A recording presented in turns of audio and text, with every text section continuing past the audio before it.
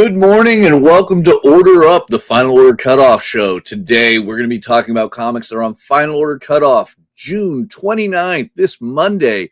And it is going to be a heavy week of some incredible releases, some major reprints, and some absolutely awesome new series. One of those new series we're going to have not one, but two incredible guests for that are an amazing pair of brilliant comic writers with a laundry list of amazing other roles that they have brought into your life. I'm certain you'll know them, and we'll be announcing them shortly. So stay tuned. You're not going to want to miss out on this episode.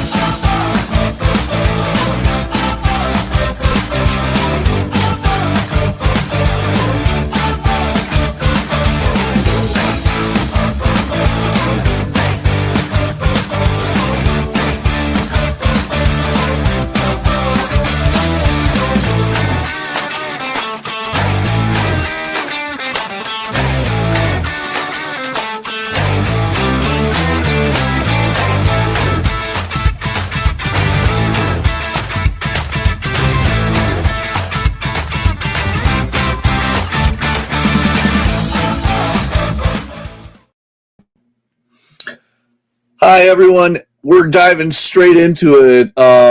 We just couldn't hold back the amazing amount of talent that we have on today's guests. So, you guys likely know these incredible thespians for a million different reasons. But the big reasons that I have to point out is these are the people who bring us Count Crowley, Knights vs. Samurai, Creature Commandos, DC Horror Presents, the Headless Horseman Annuals, and through the incomparable comic creators, David Dastmalchian and Leah Kilpatrick. Hey, man. It's Hi. So good to see you. How are you? Great seeing you guys, too. Doing good. How are you guys doing this morning? I'm good, man. Good. Your beard always impresses, and it's just On getting point.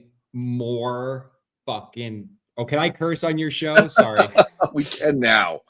Oh, no. Sorry. I'm surprised it Getting wasn't more me. amazing.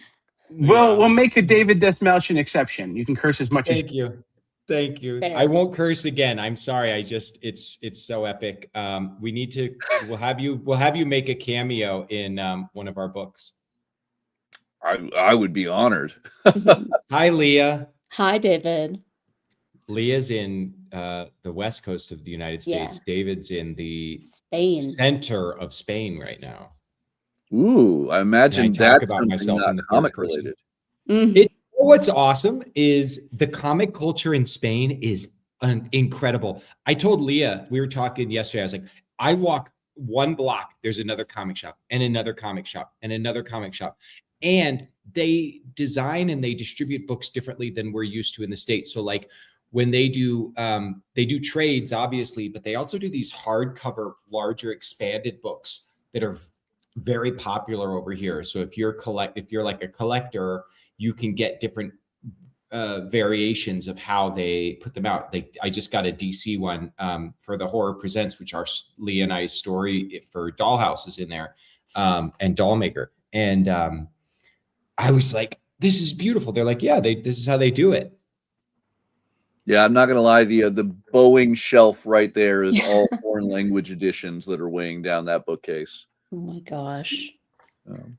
So on that note, I love that we open talking about comic shops. One of the big things about this show is making sure people go to their comic shop to order books before they finalize orders. And you guys have a brand new comic that is on Final Order Cutoff this Monday. So I want everyone who's watching to go to their local comic shop, the one that they go to, and place an order for the accessories. So can you talk about this?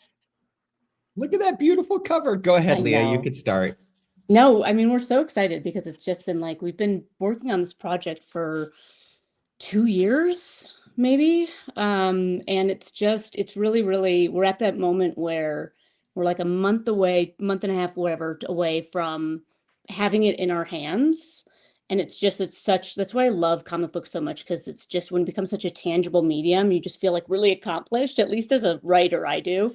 So I'm really excited just to get everyone get their hands on it. So yeah, if anyone goes to their comic shop and say, we want it, I say thank you for doing that.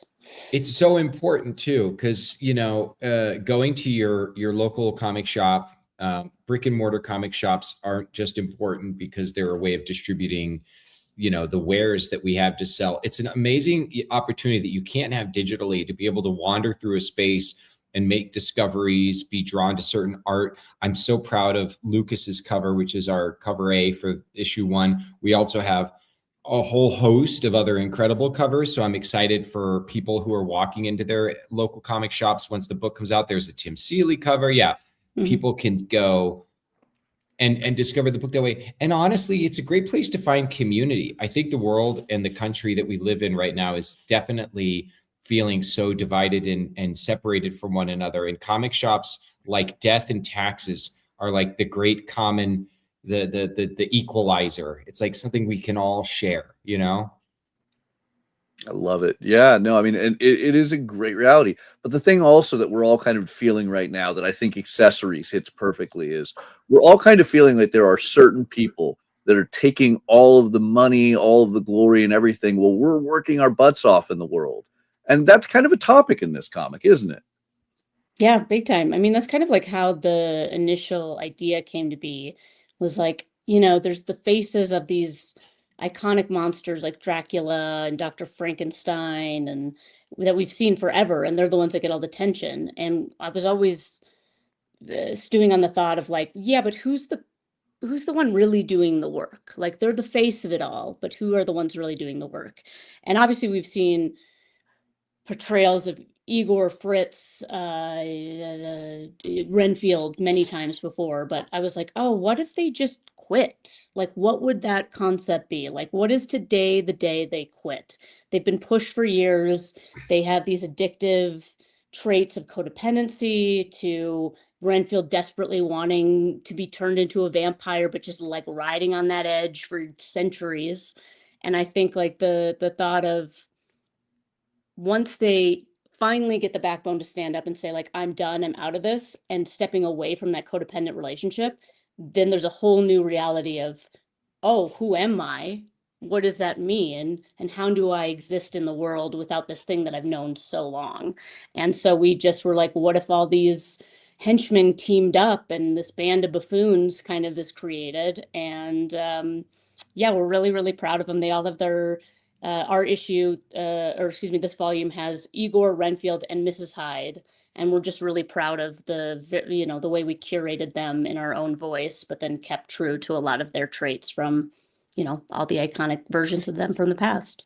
And we want more henchmen, obviously, to come in the future, and more monsters. So one of the things that'll be fun engaging with audiences and readers is like, if you've got an unsung hero of horror that you feel like needs their due, please throw it up in those comments, or make sure and give us a comment on Instagram or something, because we're always looking for those, like, who's going to be next and how's this going to work. And we there's a more traditional, I should say, approach to the way that we conceived of Igor and Renfield, but with Dr. Jekyll and Hyde in our version, it's something that you've never seen before, and I'm so excited for people to get into it and make the discovery when you get to issue 3. The Mrs. Hyde of it all is it's really cool. I think it's going to blow people's minds, because you don't want to just do the same thing. Obviously, you want to know, like, what are we bringing to this that makes it stand out and unique? And again, what makes it topical for today?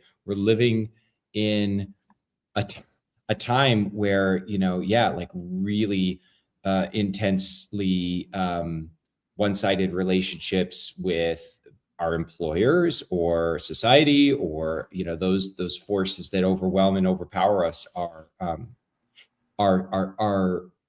kind of running rampant. And also, I think a lot of people feel like they don't belong anywhere, and it's something I love about the accessories, because the monsters, their employers, their masters want to kill them, but the general population also sees people, these aren't blameless, folk here. I mean, Renfield has been helping Dracula for a while. So there is literally blood on his hands that he's going to have to find redemption for or not. Mhm. And so the villagers want to kill him. The monsters want to kill him. They ain't got nobody but each Yeah. other. Well, one thing I've always adored, I mean, you two are both clearly fans of horror. And in many of your incredible horror comics, from Count Crowley through your DC Horror Presents, you guys don't spotlight the iconic big figures. You like looking at the little parts that make this all work. Can you talk a little bit about your guys' background and love of this genre and what leads to these type of stories? Oh, yeah. I mean, Leah and I first met in Chicago. We're both filmmakers, and she cast me in a sci-fi horror film. And we're both monster and horror nerds, but I've always avoided, and Leah, I'll see your thoughts on this, but I've always avoided the big ones only because I didn't want to swing for them unless I really felt like I had something to say. And Leah is the brainchild of the accessories. Like, it was initially her concept, and then we both just started springboarding off of each other, which is what we often do. And it felt to me like, oh, because I've had a couple of pitches in mind about some Dracula stuff in the past. I've had a kind of a pitch for a Jekyll and Hyde thing before, but I never really got it. And with this one, it was like, oh, now's the time to take our swing at the big mamas and the big daddies. Mm-hmm. Yeah, I mean, very much so. It's hard for me not to just go directly to the underdogs, because I just feel like, I don't know. I have this running thing where I feel that I've been working on in therapy of just not feeling seen. So it's been this whole like life thing of mine. And I was like, oh, if I can write stories where I can spotlight the shadowed, I just think they're so interesting, because there's just so much like heart, but then resentment, but then dependency. And I think there's just so many layers to kind of like the second in command, oftentimes. So they were just really interesting to me. Like Dracula, we get. Doesn't mean that our Dracula in our story we didn't curate and love and make it make him have his own thing. But I don't know. I just have a soft spot for the underdogs. Yeah. Well, on top of that, you have a great history of unbelievable costume design to other aesthetics of horror. Like, were you perhaps the guiding force? Did you help poke Patrick in the right direction with some of these like visuals in the comic? Patrick, we got so lucky because he's so talented. He's a wonderful artist. What we kind of did is I and David and I, we wrote almost like the essence of the characters and what we wanted them to portray to the reader just by visually looking at them, whether that be the way their eyes are, the way they hold themselves. But really with Patrick, we kind of let him take the first swings. We gave him this breakdown and then was just like, you kind of do something, come back to us. And the first accessory that we saw was Igor. And I think the only thing we changed was his height and his outfit. And maybe we adjusted the eyes a little bit, but Patrick like nailed it. Like and throughout this comic, there's so many different variations within each issue kind of has its own aesthetic in a way. And Patrick with that tonally has changed throughout from the Renfield story to the Mrs. Hyde story. And so he's honestly crushed it. We got really, really lucky. Patrick is a monster kid too. Like Yeah. he lives for this stuff the way that we do. So when we met him, and we started talking, you could just sense his excitement. And it's interesting. It's international. It's an international production. So you've got language barrier, you've got time barriers and distances and all kinds of interesting obstacles. And I think sometimes through those come the opportunity for strengthening the work, because it means we have to like over communicate. And yeah. Oh, and yes. And I'm replying to Matai. Yes. No, absolutely.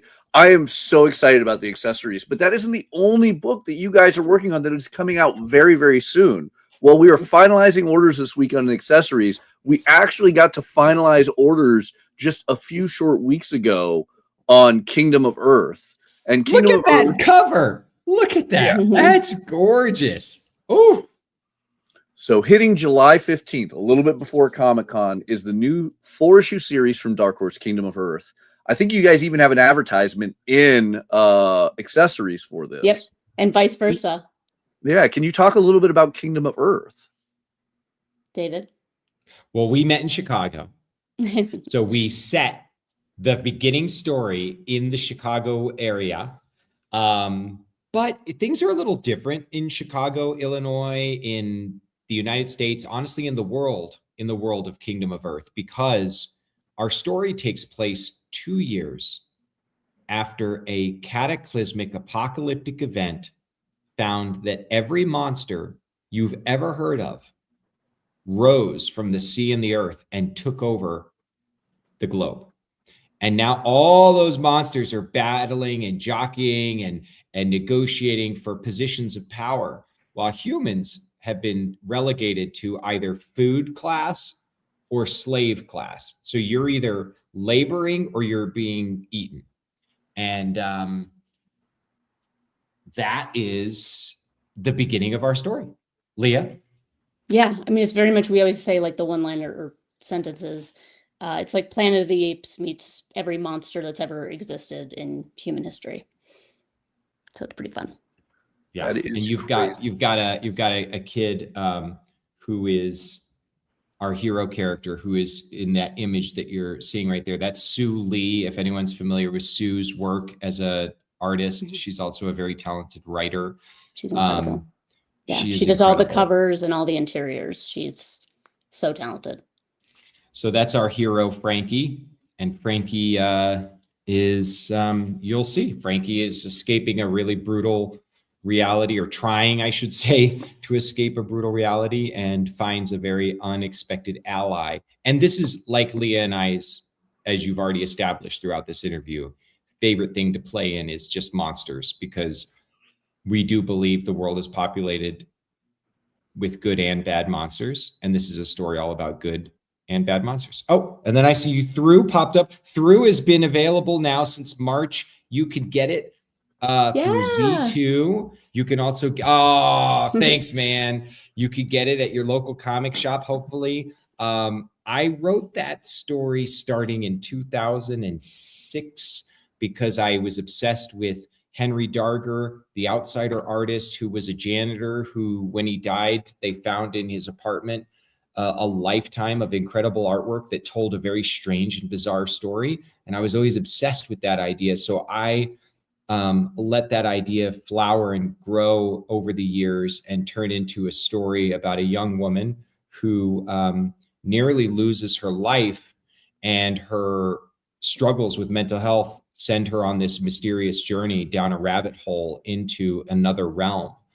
So it's my homage to my own mental health journey, as well as stories that I have always loved, like Alice Through the Looking Glass, The Wizard of Oz, and of course, Guillermo del Toro's Pan's Labyrinth, which is a big influence on this story for me.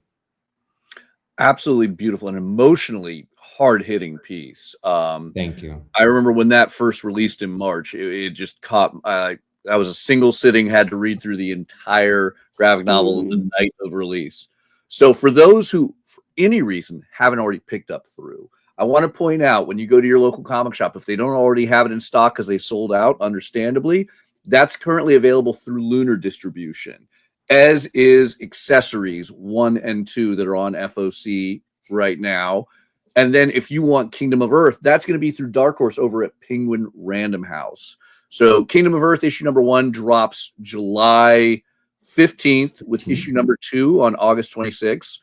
I'm super excited because I have the best birthday imaginable, with Accessories number 1 dropping on it for August 5th, and then Accessories number 2 on September 16th.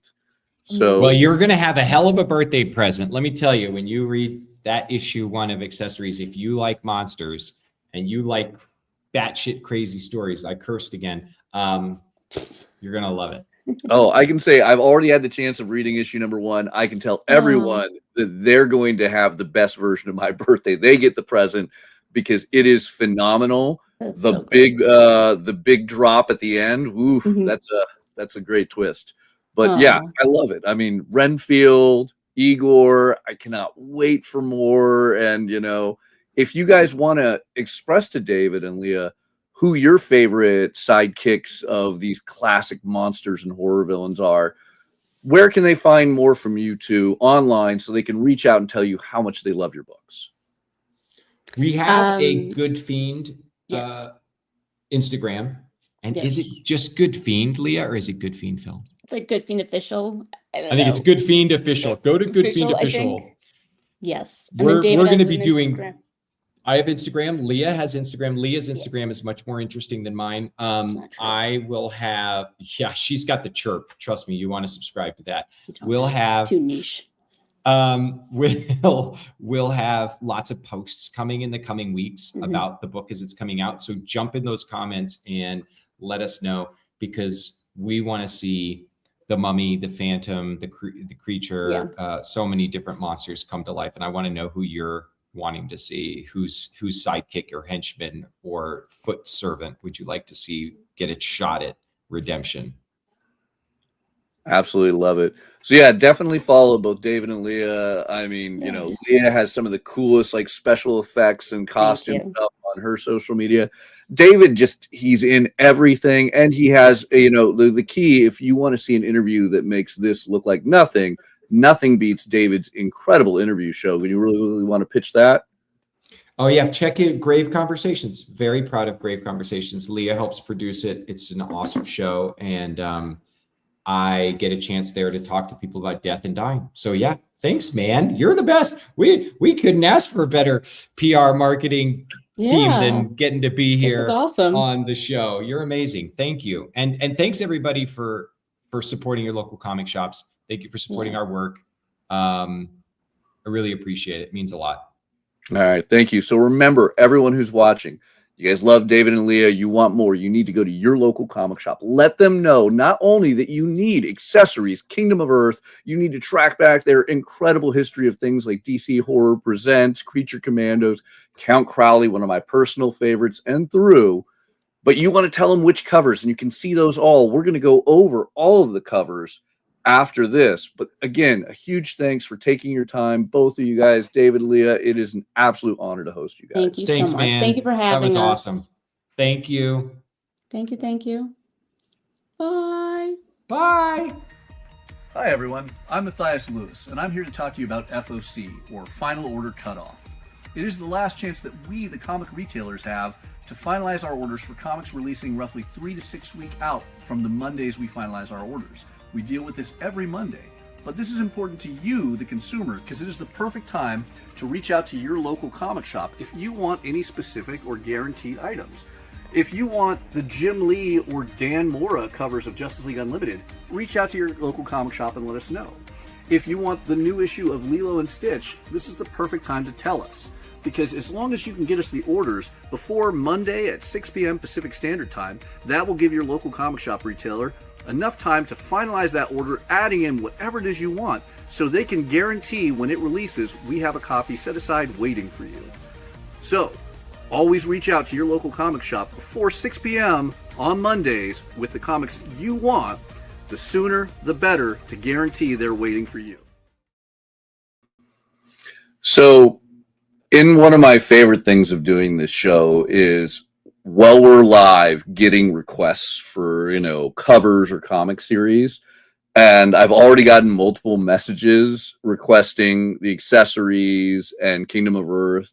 Someone just messaged me about getting all covers on there, which is always awesome. And one of the reasons we do this show, so your local comic shop and these creators and publishers and distributors you love can get these orders from you and know what you want. But this is the first time I got multiple messages complimenting my beard after David. So this is like the most egotistically proud I've ever felt. You got a good me. I went and got mine trimmed this week. You know what? I'm gonna take the moment right here, Kyle. You have an entirely delightful aesthetic. It's the hat and beard combo. I just have the loss of hair. You have the hat and beard combo. No, it's so I'm glad you were able to do that interview because I'm not sure I would have been able to hold my composure. Like, I don't get starstruck, but David makes me starstruck, and I've become such a big fan of Leah that would have been a very hard interview for me to do, my friend. So I'm Yeah. glad you were able to pull it together. You were able to do it. So funny story I get to share now after the fact is generally when I am doing my final order cutoff data input, putting on all the data from wonderful customers like you guys for my specific shop, I am watching on my other monitor Grave Conversations is the funny thing. So really a twist to, be interviewing David about FOC, because then I'm going to be watching David while I input FOC in a few days. For sure. But just in case any of you guys are new to the show or new to Final Order Cutoff, we want to remind you there are 2 key websites where you can see all the books on Final Order Cutoff. If you guys want to place your orders for books from incredible publishers like Dark Horse, Marvel, Boom Studios, Distillery, Ignition Press, Kodansha, Square Enix, Seven Seas, and so much more. They're all hosted by the largest distribution of books in the world, Penguin Random House, and you can see them at prhcomics.com. As you can see, Penguin Random House knows exactly what it's about because they make their FOC the first thing on their website. Look, right there. Clicking that will bring you over to this section of the website with a list of everything on FOC. We recommend sorting A to Z to make sure it's nice and easy and you can alphabetically see all the things you want to order. But I'm sure you noticed I didn't mention a lot of other great publishers like DC Comics, Image Comics, Dynamite, Oni Press, and so many others like Panic, which are bringing us The Accessories by David and Leah. And for that, you're going to want to go to lunardistribution.com. Lunardistribution.com will bring you a website like this. And while this might not be the sole place that your comic shop gets those titles, this is one of the best websites to find those publishers on FOC. So lunardistribution.com, you're going to scroll down a few hairs to upcoming FOC and make sure you're on the right date there. Then you can see all of the incredible books that those publishers, including Rebellion, have on FOC this week. Now, we'll go over the big highlights, some of the hot covers, the amazing new storylines and upcoming series, but we're going to start it off at PRH after I take one more moment to really just take in, Kyle, that was the craziest, fastest we've ever dove into an interview, and credit given to you as the producer on just being on all of that. Hey, like I've been telling you, we'll get behind the nitty gritty of the show another time because there's Spider-Man on screen that we need to talk about. But just I want to shout out everybody. Like that, getting that interview together was not like normally Matthias and I just send a couple of texts and it's done. Right? Like there were a group of people that got involved and had to get involved to make that happen. And I just want to shout them all out. I don't know all the names. I don't know all the people, but shout out to everybody because again, that was a big one for me personally, because again, like I said, I don't get starstruck, but I got starstruck with those 2. So to have them on the EXP was a big deal for me. So shout out to everybody who helped. Yeah, I mean, a quick shout out to 2 incredible people from Panic, Chris Longo and Jeremy DeChant, who did a great job promoting and everything. The wonderful people at Rocket Ship like Tom Ackle. Great publishers. I am excited to see what more we get from them. But I think we have a lot of books we got to go through, and we only have an hour and a half left to knock it out. So shall we dive directly into Penguin Random House? I want to give a shout out because you mentioned Amazing Spider-Man. We're once again continuing facsimiles. Oh my God, so many facsimiles. I don't know that every store has the bandwidth to, order them all, especially because they may have those original issues in their back issue bin. So if you want these affordable reprints in their facsimile style or reprint style, depending on what cover you're going after, always let your comic shop know what it is you're looking for, because maybe you want the original of Amazing Spider-Man 100. You don't need a facsimile, and your comic shop could just have that waiting. If you're a shop that has ASM 100s just chilling in a back issue bin, call me. Hi. Yeah, but like you probably have ASM 100. If you just have a bunch of them in a back issue bin, You don't want to know how many ASM 100s I have. But yes, yeah, I'll call you. All right. That being said, the thing I want to start off with actually is before A. It's a number. It's 13 Demons Dead. This incredible new graphic novel from IDW is by Adam Tierney and Saspy. It gives me the visual vibes of Owl House. Like, I love the aesthetic of this, but it has a very manga-esque style to it. As an original horror, supernatural, demon hunting graphic novel, this is amazing. As our young female protagonist has to defeat 13 demons. And after she defeats the first demon, unfortunately, this sets down the course that clearly she is the new demon hunter, and she doesn't have to hunt down the demons when they all want to hunt her down. Really awesome new series. I think this is going to be a very, very fun one that, while it's rated teen, will be an awesome book for a large audience, and definitely something for the Webtoons audience to check out. Yeah, I'm having a debate on, are demons dead already? So should this be 13 demons re-dead? Or are demons alive? And okay, I'll figure it out. I'm going to have to read the book. Yeah, I mean, like, personally, like, you get the Hellraiser Cenobite demons. I feel those are dead. But, like a lot of demons, my argument was they were never humans or alive to begin with. But who knows? Who knows? David would know. We should bring David back. You should have asked him, yes. All right. Talking about reprints. These are actual reprints, not facsimiles. Avengers Armageddon, #1. We talked it up. It was one of our top 10 picks when it was originally on FOC. Avengers Armageddon is getting a reprint with a beautiful brand new cover by Carrie Andrews. And yes, the Magic the Gathering card is going to be polybagged with these once again. I got to point it out. Each polybagged issue comes with an exclusive Magic the Gathering promo card. We were told this was originally only going to be on the first printing, but clearly with the Magic the Gathering set from featuring Marvel superheroes being as big as it is, they needed more. Do we know what card's going to be in there? I don't yet. I don't. Is it going to be Warstorm Surge again with that iconic Stegman artwork? Maybe. Could it be a new card? Could it be a new card with new art? I really don't know.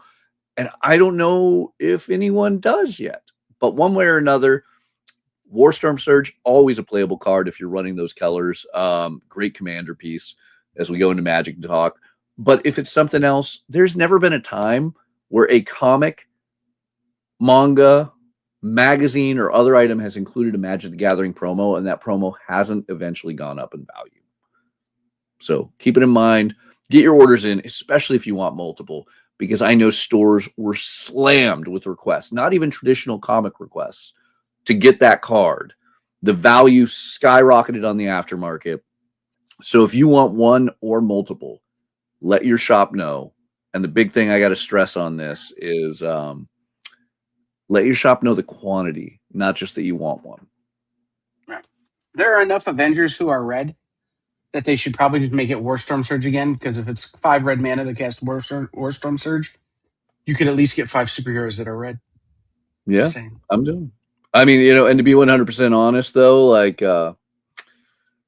I just really hope that a lot of people got that card out of the comic and then said, well, I have this comic here. I may as well read it, because Chip Zdarsky's story in that, amazing.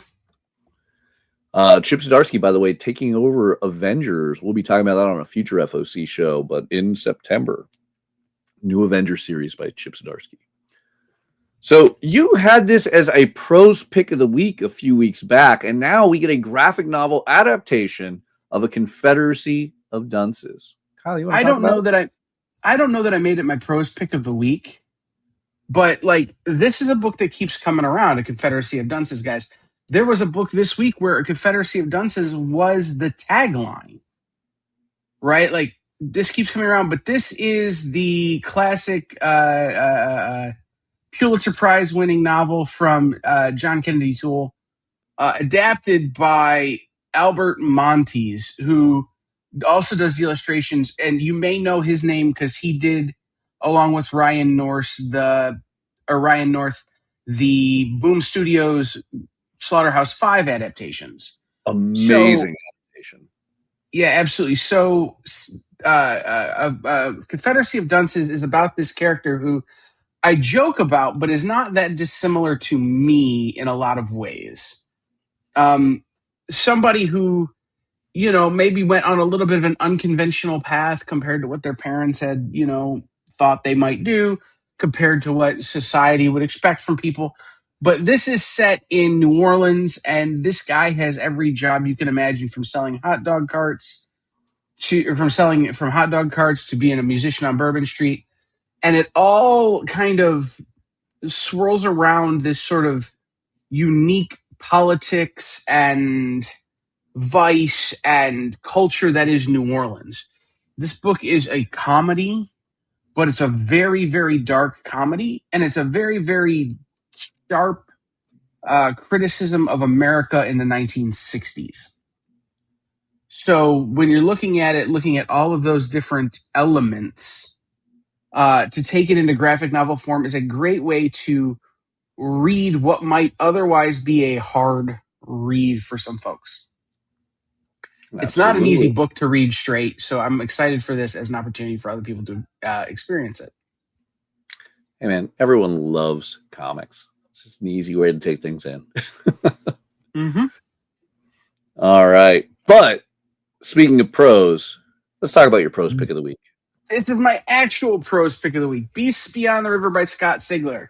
Now, I'm going to do the same thing I did last time. Scott Sigler, you may know the name. Scott Sigler. Scott wrote The Big Bad Book of Kaiju. He wrote The Complete Aliens Living Nightmares. He wrote Predator Eyes of the Demon. And he wrote Alien Phalanx. He did the novel adaptations of all of those classic sci-fi stories. This one, however, is a story set in like 18th century, 1700s colonial America with a slightly twisted version of a French and Indian War, in which a well-known figure from that war is thrust to the center of it and given this sort of familial quest, as it were.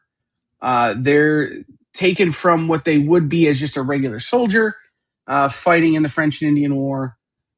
Some of their history and their background becomes to light, and they're given this, again, I keep saying familial quest, but it's this journey to understand their family, understand their roots, understand where they came from, and keep their roots safe. So Beast Beyond the River is they're calling it sci-fi, but it's historical sci-fi. The tagline from the publisher is a brutal, gripping tale of courage, loyalty, sacrifice, set in a horrifying 18th century colonial America. I think anybody who likes Alien, who liked Alive, which is another book that Scott wrote, anybody who likes this kind of brutalist storytelling is going to enjoy this. Also, if you're into Redcoat, I think this would be a good sort of, it matches the Redcoat vibe as well. Ooh, nice Ghost Machine drop there. I like it. All right. And then going in a completely different direction, a nice slice of life with a sweet twist. Dare You to Dance, a new original graphic novel from Random House Graphics. This is going to be a wonderful one for younger readers as well as all ages, as a young ballerina dancer has determined that she is going to make the best dancer in her class her competition. She must do better than. But perhaps that competition is just secretly looking for friendship. Wonderful all ages book designed to younger readers. It comes in both hardcover and softcover. You can see the option for the softcover down below at just $15. I mean, now and then we just need something that's a little bit more straightforward. And I think this is a wonderful example of that from Rebecca Mock. Meanwhile, Daredevil fans, Stephanie Phillips and Lee Garbett's Daredevil has been selling out issue after issue after issue. We are now getting the fourth printing of issue number 1 with, once again, another amazing television style nod cover. So this is going to be obviously Daredevil from Daredevil Born Again's depiction on the cover, but you're getting the new Daredevil series by Stephanie Phillips, getting a fourth printing of #1. And don't worry, there's also new printings of issues 2, 3, and 4, or 2 and 3, with Kingpin on #2 and Bullseye on #3. Expect another printing like this for issue #4. This has been such a super hot, amazing series. If you have not been reading this, if you have ever been a fan of Daredevil, whether it's Ben Affleck to Charlie Cox or any form of the comics going all the way back to the start with Stan Lee, this is a great read. Take advantage of it and get these awesome new covers, because the TV variants have been selling out even quicker than the regular covers. All right. Kyle, you ever watch the movie Dogma? Did I ever watch the movie Dogma? Did you ever watch the movie Dogma? Chris Rock is the best angel to ever play an angel ever. I'm sorry. The Metatron? Yeah, okay, fine. Yeah. But No, God is Dogma- definitely Alanis Morissette. There it is, yes. Dogma is a phenomenal movie by Kevin Smith that unfortunately was held hostage under movie rights for quite some time. Now, Kevin has regained the rights. He has done a tour with the movie. And you know what? I finally get to read the script, the screenplay, as we offer a trade paperback from Titan Books with the actual movie script written by Kevin Smith for this classic masterpiece of comedy. And arguably, what is that, the fourth Jay and Silent Bob movie? Hold on. Fourth? Yes. Yeah. But I mean, So- like, listen, buddy Christ. You've got this. The thing about this, and this is again why I think this is a great fit for comic shops. The language in this is so dense when you watch the movie in places that it needs to be read. And I think you're going to find a crossover with, you have the Patton Oswalt Minor Threats books. You have all the stuff Kevin Smith is writing now with Archie, and, you have Jay's of Future Past and all of these things that are coming out now. You have a lot of interest in the View Askew-niverse, of which this is a part. So this is an easy, hey, I see you're a fan of Kevin Smith's writing. Oh, you grabbed Green Arrow Quiver? Hey, have you read Dogma? It's way different, but it's by the same dude. I think it's a good crossover, just in remembering that people come to comics from all different walks of life. And this is a great way to kind of tie those together. Absolutely. Yeah, and another great thing for those who own a comic shop or ordering at a comic shop, I mean, this is something unique you can put on your shelf that does cross over wonderfully. I wouldn't argue this is prose because it's a script, a screenplay, as you will. But, it's a unique thing you can easily put on the shelf. And I mean, as people are grabbing Jays of Future Past, Quick Stops, or even, Archie meets Jay and Silent Bob, this is a great add-on at the counter. Mm-hmm. All right. Let's go for something equally as chaotic. All right. David got the first curse. I'm going to steal the second curse of this show. So He had excuse the me. first two. Well, the first two. I love that Kyle counts. He keeps a track. At the end of the day, he just beats me every time somebody curses on the show. There's a certain number we can do before YouTube turns the monetization off. Okay. Am I okay with the third? Oh yeah. No, I keep count so I can go back and edit them out. If All we right. go over. So this is a brand new book from Oni and Matt Kent's wonderful line at Oni Press. And this had an original pitch point that I wish to God was still on the books, because the pitch point is infinite bullets, zero fucks. Fort Psycho is your G.I. Joe retirement plan, only to find out that this is nothing near retirement for these psychotic figures of Cobra and Joe and the like, who are so used to a constant flow of bullets and crazy adventures and unique gadgets. Fort Psycho is Matt Kent and Brian Hurt just going crazy with all of the fun tropes that we loved in those 80s-esque over-the-top cartoons. I am beyond excited. This does not pull the punches. It is a mature, crazy book with a ton of awesome covers that just scream that G.I. Joe-esque style, but go so far beyond. And there That are some blank twists. sketch Yeah. is a very cool take. And I remember when I forget if it was Hunter or Torma was showing me this at Comics Pro, going, "Oh, I love the way that looks." Artists can do so much with that blank sketch and with the concept of this book. Like again, infinite bullets, 0 Fs. Like, okay, now you've given me infinite space and 0 Fs. Draw a book. So again, this is one of those that someday, future generations are going to, I think, look at this book the way we look at the work of Vaughn Bodie, going, "Oh, that dude was just way ahead of his time." And I think Matt Kent on this book is just way ahead of the curve. And I think people are going to love this book, but I think it's going to last a long time too. Yeah. This is going to be fun. I absolutely love this stuff. So, Fort Psycho, don't sleep on this one, especially whether you liked Mind Management, which just came out this past week, or you're loving the Energon universe and you're a fan of Venture Brothers. This would be like Energon, if classic G.I. Joes became Venture Brothers, along with all the other, Johnny Quest and other things included. This is like Energon universe taken to that a higher level extreme. I think Kent and Hurt have some absolutely amazing plans for us. Going a very different way, this is one that I can say I didn't need to do anything with. I don't feel I needed to bring up on FOC because prior to me saying anything on the show, I've gotten so many pre-order requests for Gastronomic. It is a erotic body horror. Body horror is not my thing, I'm going to be honest. But Marguerite Bennett and Helena Macias have an absolutely interesting new concept here from Boom Studios. Boom is just throwing some hits out right now this month. I'm looking forward to seeing their summer and fall.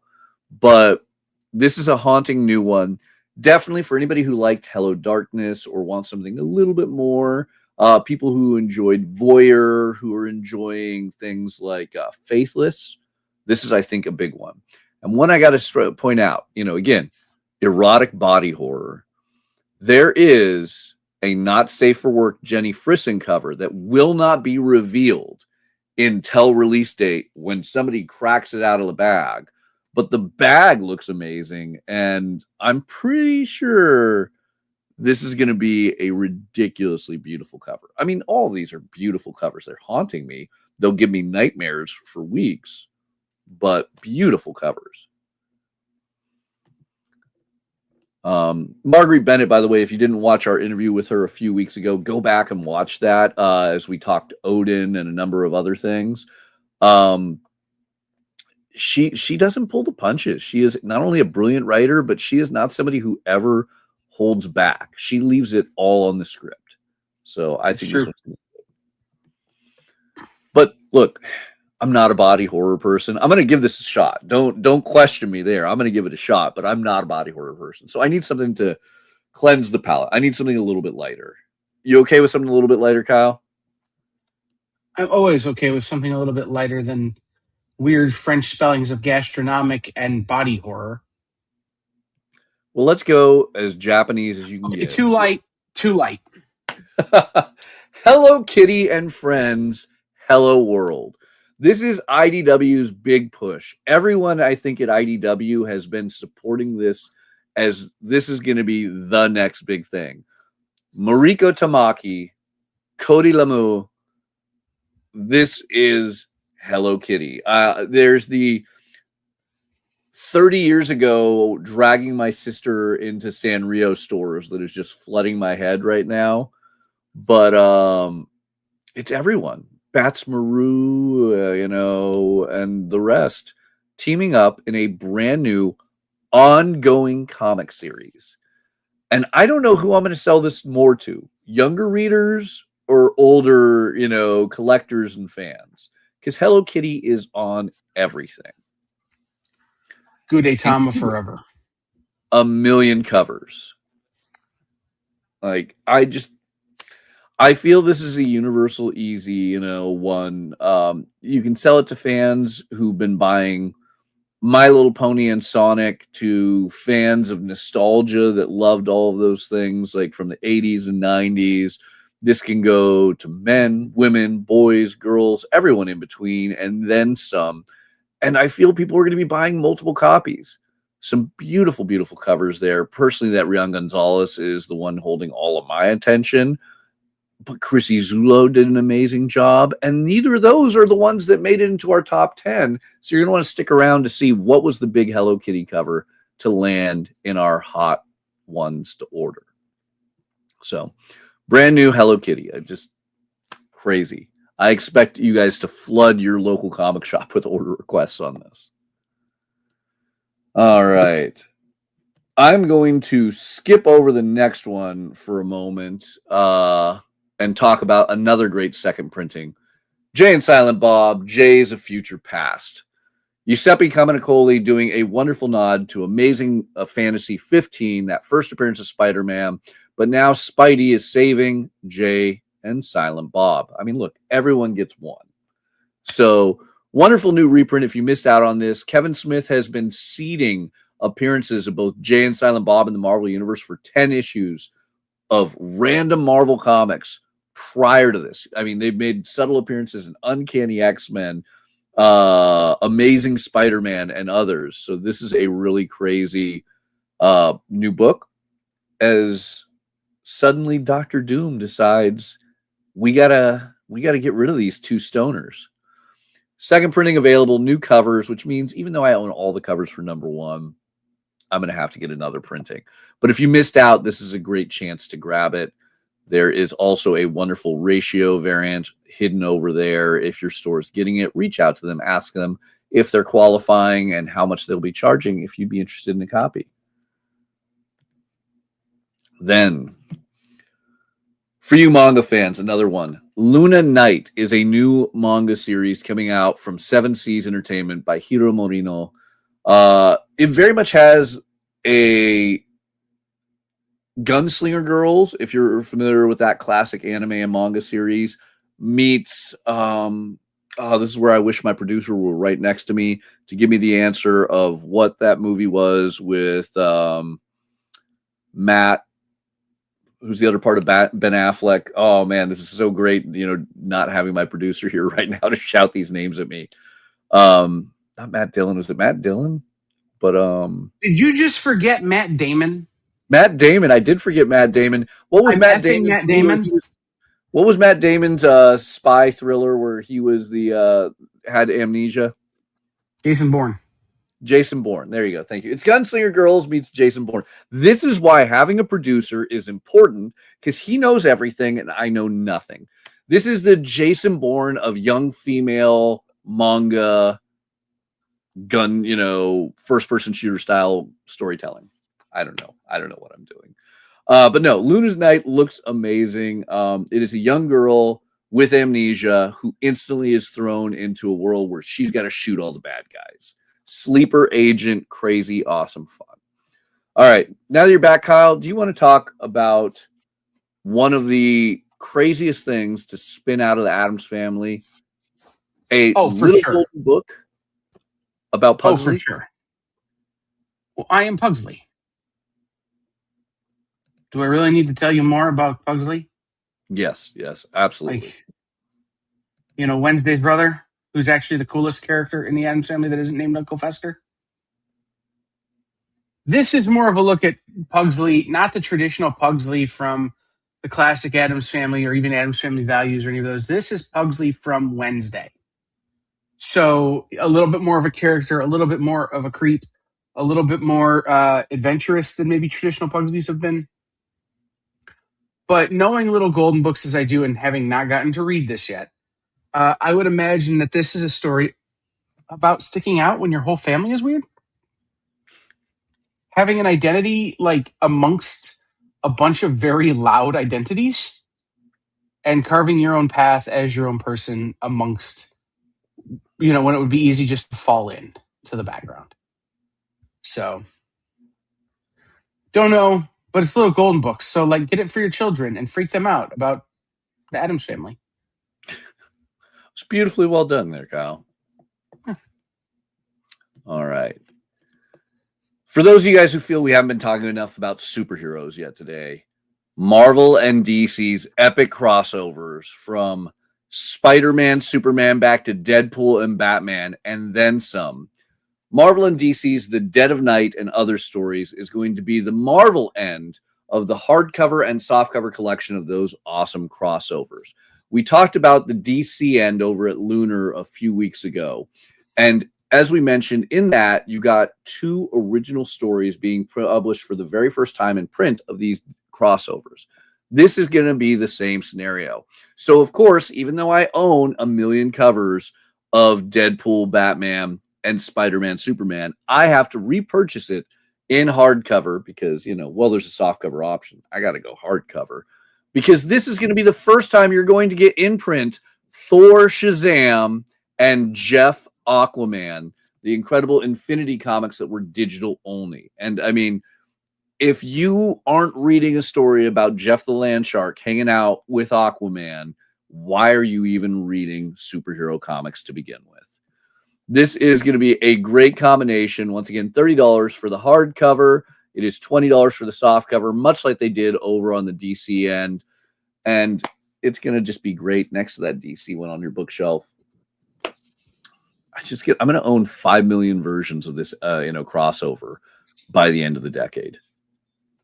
And I'm happy about it.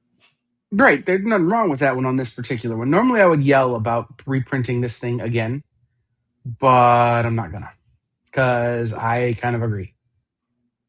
Yep. All right, guys. Let's talk about the Masters of the Universe. Whether you loved the film or hated it, I personally was one that really enjoyed it. We cannot say no to more Skeletor. So, more Skeletor, more Eternia, more Castle Grayskull, and everything. Awesome new arc and storyline continuing our Motu comics from Dark Horse. This is going to be a 12-issue series by Rich Doak and Gavin Smith. So Gavin Smith, a good friend of mine, great artist. He has been drawing Master of the Universe for fun since I've known him. So for him to get to work with Rich Duke on this, he's very excited. He's putting in some of the best work of his career. You may remember Gavin from his work on Turtles. He's done a bunch of other stuff as well, but including Star Trek and some others. But this is really, I think, his tour de force. And remember, if you don't call your comic shop and tell them how many you want, we really can't help you. Until we meet again. That was perfection. Perfection. No notes. Just because of that, you need to go to your local comic shop and order it. So that way we can just continue to have Kyle come in as Skeletor every week. Right. If you go and you order a bunch of this book, then producer Kyle will never do his Skeletor in your ear again. All right, guys. Miles Morales fans, he is back with a brand new #1 for a new ongoing series. I mean, it seems like he never really gets a break. He's much like his counterpart, Peter Parker, in that there will always be an ongoing series for Miles, which I am in no way complaining about. But now we have Brian Hill replacing Cody Ziegler on this, with Nico Leone doing artwork, a lot of amazing covers, and nothing cuter than Chrissy Zullo's Miles Morales Spidey Duck. Look, can it get better? There's a Scotty Young, there's a stunning Carrie Andrews, Pablo Villalobos, all of that, but nothing, in my opinion, in the entire history of Miles Morales will beat Chrissy Zullo's Spider Duck. So, brand new adventures for Miles Morales. Go for it. It's Spider Quack, by the way. Spider Quack. Oh. That's why we keep Kyle around. He's on a roll today. All right. I can't even. So more Miles. It's the biggest Spider Ham. The duck is Spider Quack. There it is. You're right. That makes it. I don't make the rules. Right. I just enforce them. Manga fans, another great new volume #1 from 7 Seas, which I really want to say is trying to just put out the most amount of manga out of all of the manga publishers right now. I feel that they're swinging for Viz and Yen and Kodansha easily. But the misdeeds of an extremely arrogant villain aristocrat, Volume 1, is a new series by Mikro and Kuroyuki. My apologies. Yukiha Kuroyuki. Awesome new series. Some great covers looking out there. Definitely a mature fantasy adventure. It is the classic isekai, meaning somebody dies and is reborn once again in a new role that they will undoubtedly master and be superior on. But always worth bringing these things up because nothing is more requested than me reading these 20-word manga titles. Yeah. So then we go to a webtoons. Operation True Love, a popular webtoon series that has been getting a lot of attention, finally comes to physical print as a great YA graphic novel. I mean, many of you guys already know this incredible romantic drama, but if you're not familiar with it, I'm not familiar with it. I did not read this in advance. I apologize. Yeah, sometimes, guys, remember, there's a lot of these books. Just scroll up and show us the cover, Matthias. Yeah. There's a lot of these books that come out every week, and we try to read as much ahead of time as we can. We try to prepare as much ahead of time as we can. And then something like Operation True Love hits, which comes from Webtoon, which, like I read Webtoon. I know Matthias reads Webtoon. But sometimes you miss something until it hits you in the face that you have to order it. And then you're going, wait, do I need to order this book? I didn't read it on Webtoon. I don't know what I'm doing. This is why it's so important that you call your shop. Because if you want Operation True Love because you were reading it on Webtoon and now you want the physical book, your shop may have just missed it. There's a lot of books that we read every week. I read 60 plus comics every week. Like, it's hard to read everything. And so when you miss something like we did on this, it's super important that you let us know you want it. Otherwise, you might miss it. Yeah, absolutely. But, fun new Korean done romantic comedy. One thing I will say, I really feel we're leaving traditional manhwa, the Korean word for comics, which had been for quite some time printed out in America in a replication of how we saw manga. And now I really feel Korean creators are pushing more towards releasing their stories in that scrolling webtoons fashion. And that is what's really coming from Korean comic and storytelling. And I appreciate it because I could never remember how to spell manhwa. So yeah, I know how to spell Webtoon. There it is. All right. For those of you guys who are still excited about the upcoming Queen in Black, another one shot has been solicited. This is Queen in Black, Defenders of Light and Dark. It is written by longtime Teenage Mutant Turtle scribe Tom Waltz with artwork by Zaid Carlos. And it is going to feature a lot of the, I want to say street level heroes, but I always have a hard time defining Cloak as a street level hero. Dagger, yes, street level. A lot of the other incredible characters that you see on there. I mean, Bishop, I could say that way, but then you have characters like Beta Ray Bill, Mary Jane Venom, and others that just, I can't define this as a street level group of heroes, especially when they're going against Hela and Null. So Tom let me look at a few pages of the script for this not that long ago. And again, I have been very open about I'm kind of over the Queens and Kings in Black, joint mind, Venom kind of stuff. But they keep pulling me in with these stories that they're doing. And Tom's take on Cloak and Dagger specifically is the reason I'm ordering this. It is a very cool take. It is a very cool look at those two characters. And those characters with the idea of Hela and Null as the backdrop is a very cool new way of looking at what is street level and what isn't. What is power and what isn't. And are you overlooking some of the coolest characters in your repertoire, Marvel, by not having a Cloak and Dagger story just ongoing? I mean, I'm not gonna lie. As I was cracking Magic the Gathering Marvel superhero packs the other day, I did get a Cloak and Dagger card, and I instantly turned to one of my staff and said, "You know, I wish there was a good Cloak and Dagger comic series." I even enjoyed the TV series we had a couple years back. So maybe Tom's the guy to do it. Tom, wonderful comic fan who used to shop at a local San Diego store. I believe it was Kamikaze, before he ended up at IDW as an editor and writer. And now over at Marvel, I'd love to see more from him. All right. More manga fun from Seven Seas. Like I said, they're just dropping number ones like it's hot. Raul and his Vampire Prince. Obvious, wonderful yaoi fantasy vampire romance. Look, this just looks fun, cute, and goofy, and it's going to be very mature, being teen plus, but I think the cover sells it all right there.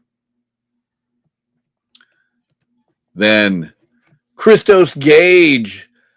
I swear, Christos, I love him to death. He is the writer of the past for Marvel.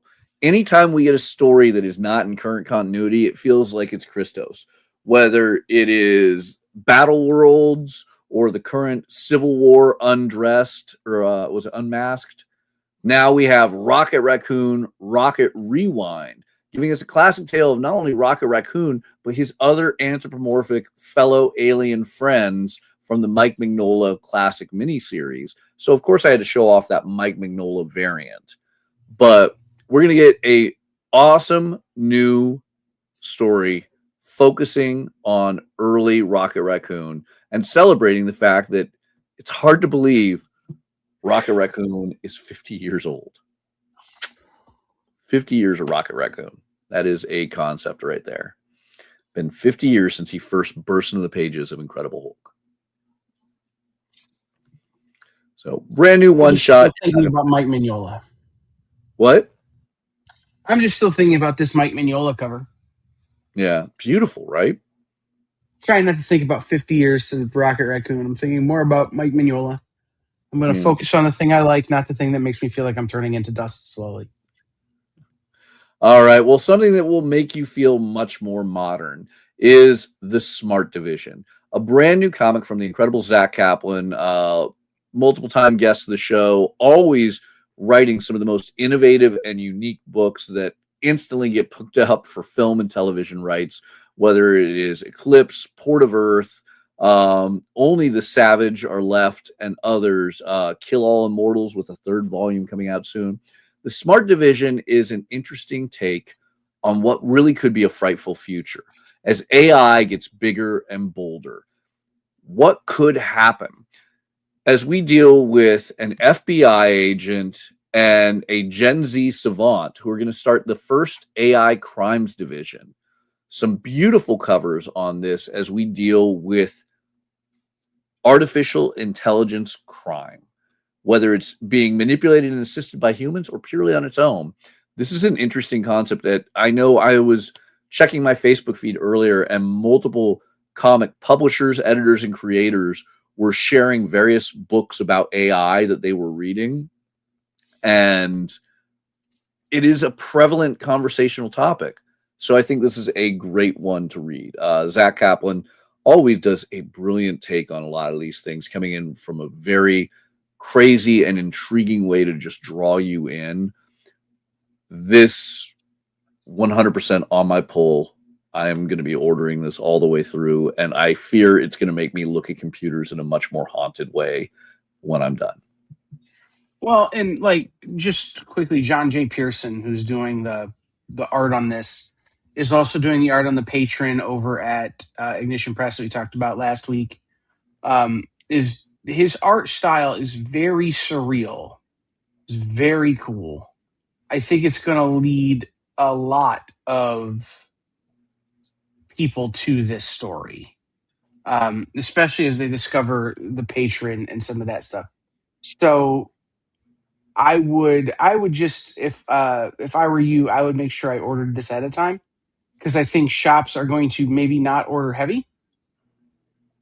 and you will definitely probably miss out on a book like this if you don't pre-order. Yeah. No, absolutely awesome looking book. I mean, keep in mind that beautiful cover you're seeing right now on screen. That is John Pearson's artwork that will be filling the interior pages. On top of Kaplan's always brilliant and powerfully motivating storytelling. Mm-hmm. One more manga that's going to spin into 4 is Twisted Wonderland, the Book of Heart Slabule. I cannot Art say that word. Slabule. Yeah. Part of the Twisted Wonderland series that not only has a great mobile game series and anime, the Twisted Wonderland Disney series has multiple manga volumes that currently are out. And we have an awesome new one where not just one, not just 2, but the first 4 volumes are all FOCing on the same day, this Monday, and all dropping on the same day, July 28th. So if you're loving Twisted Wonderland, whether it's the anime, the mobile game, or any of the previous manga, this is a big order, but you probably know you already love this stuff. So Wakana Hazuki, Yana Taboso, get your order in. Sumiri Kowono doing beautiful artwork on this. I know I'm going to commit because I'm just all in on this Twisted Wonderland stuff. All right. We talked about Usagi Yojimbo Kaito 84 a while. It is a great series. There's not much I really need to add to this awesome 1980s take on Stan Sakai's classic Samurai Rabbit, but I needed to emphasize that for this big final issue, Daniel Warren Johnson, yes, that DWJ, is doing a cover. There's always great covers, including the traditional Stan Sakai cover I have to show off right there, but Daniel Warren Johnson doing a cover. If you're not getting that, I mean, what are you getting? The Stan Sakai and only the Stan Sakai, but the Stan Sakai. I don't know what it is. I like Daniel Warren Johnson drawing cars, and I really like Daniel Warren Johnson drawing cars that I would never want to personally drive. His 1 in 500 on Mask was amazing, but I love this, like, very 80s block vehicle that I would fear being around. But, I just have this weird thing. If it's Usagi and it's not a Stan cover, it's not Usagi. True. But I don't know. Actually, I did it back. As the guy who used to help put together covers for that, I think there's some great Stan Sakai cover or Stan Sakai books with non-Stan Sakai covers. Specifically Usagi, but get multiples. There's nothing wrong with getting 3 copies of this. There's nothing. Yeah. I might actually get all 3 covers on this. I'm not going to lie, because I've been loving the very 80s vibe of, the Cullum covers. Obviously, the Stan Sakai is great, but man, Daniel Warren Johnson. There it is. All right. Let's wrap up Penguin Random House with a what if question. What if Spider-Man? This is what if Kraven survived Last Hunt? Well, who better a person to write this story than the person who wrote Kraven's Last Hunt? J.M. DeMatteis returns with a brand new story to What If Spider-Man, and it looks like we get the twist that many people were fearing could happen. Kraven survives, Peter is dead, and guess who's wielding the symbiote black spider suit? It's pretty obvious it's on the cover, but a definitely interesting twist in a comic tale, an awesome one-shot. I love that all these covers seem to be homages or nods to either Kraven's Last Hunt or that great Secret Wars #9 cover right there. Awesome stuff. I'm totally into this, and this is going to probably be my favorite of the what ifs for this year.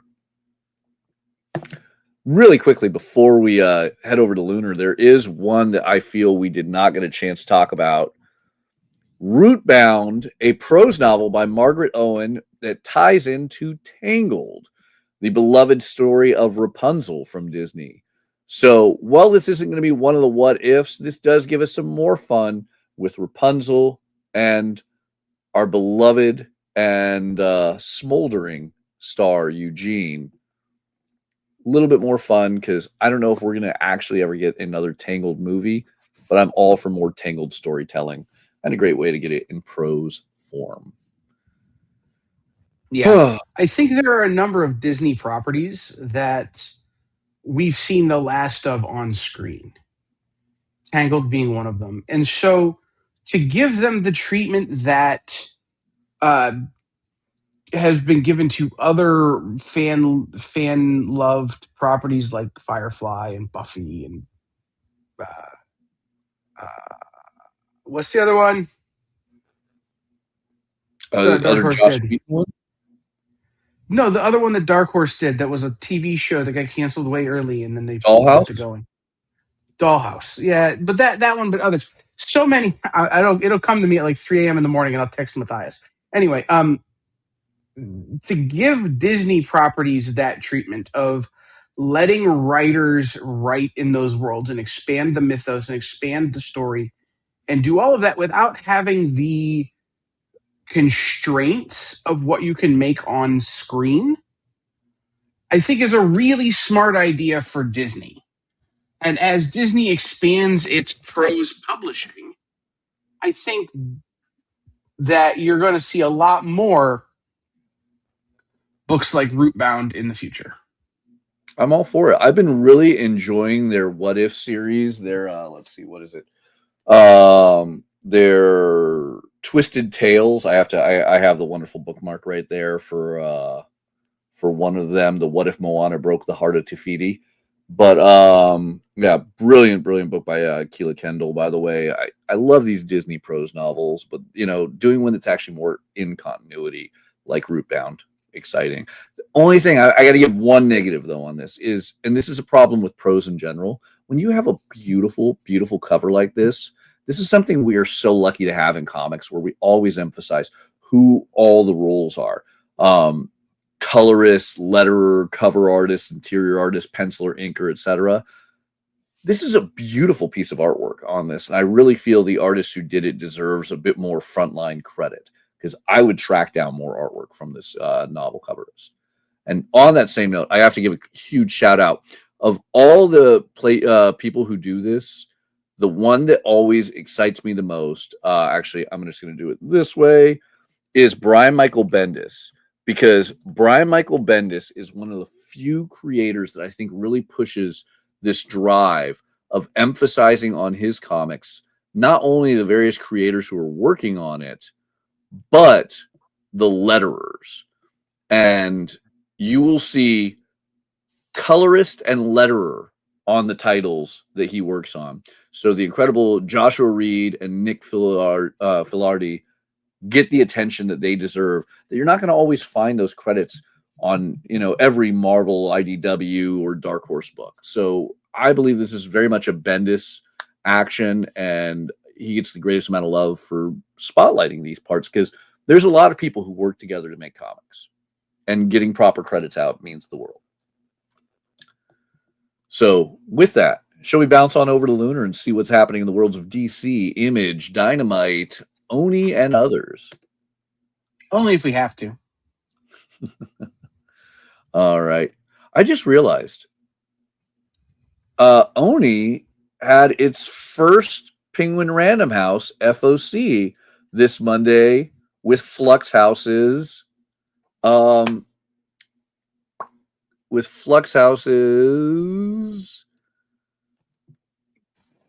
Psycho.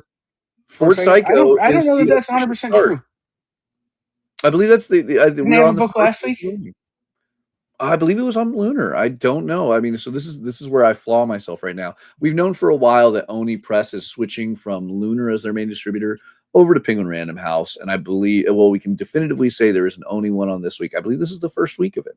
I could be wrong, at which point I apologize not saying it, but that's an important thing to point out, especially for those of you in the retail management, owning, and ordering part of the community. Oni Press now moving forward, coming from Penguin Random House. You still have a few shipments coming from Lunar that have Oni in there, but now you're going to want to place your orders for Oni at Penguin Random House going forward. All right.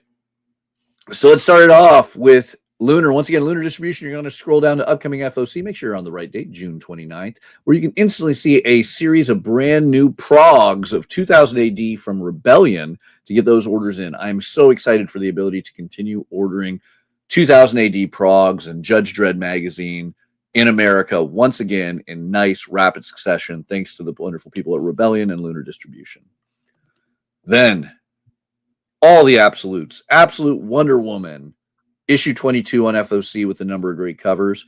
We can see all those amazing covers of Panic and Rocket Ship's accessories from David Dastmalchian, Leah Kilpatrick, Patrick Piazzalunga.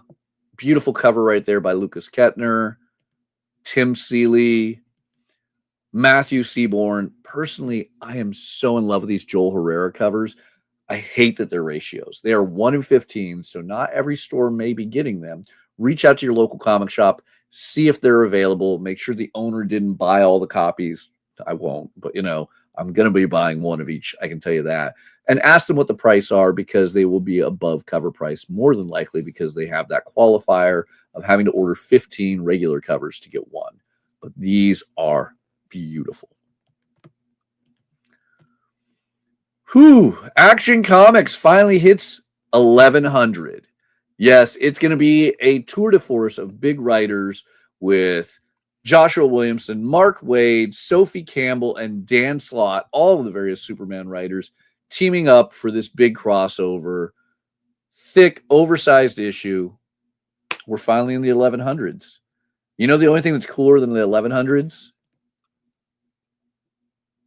The 1200s? No, the 1111s. And don't worry, we talked to Tom Taylor a while ago about that finally coming up for Detective, and he said he's going to have to do something big on it. We'll be talking momentarily about that. I got to show off the Corpse Night covers because I'm loving Corpse Night. But then, let's show off. Oh, now, all right, I can't just jump ahead to Detective. So let's talk Dan Parsons, Safia. Dan Parsons, a good friend, a brilliant inker and artist. He's done everything from Star Wars to Stargate. And his collection of monster stories from the American mythology monsters is getting reprinted in a single binding. Dan Parsons, Safia Mummy. Have to spotlight this. This got stolen out from under us with the, dissolution of Diamond as we knew it. And now we can finally order it through American Mythology and Lunar Distribution. So something I got to point out. Also, as we were leading into Tom Taylor, before I get to his Detective Comics 1111, another Dark Knights of Steel sequel. This is going to be a one-shot, Heir to the Sea, which will tell us about the origin of Aquaman in the DKS universe. So we know about Wonder Woman's control. We knew about Black Lightning's kingdom, and we knew, obviously, of Superman's fiefdom. Now we get to learn more about the Atlantis of the Dark Knights of Steel. Awesome one-shot by Tom Taylor with artwork by Riccardo Federici. Simple, one cover and done, and you're going to want to order it.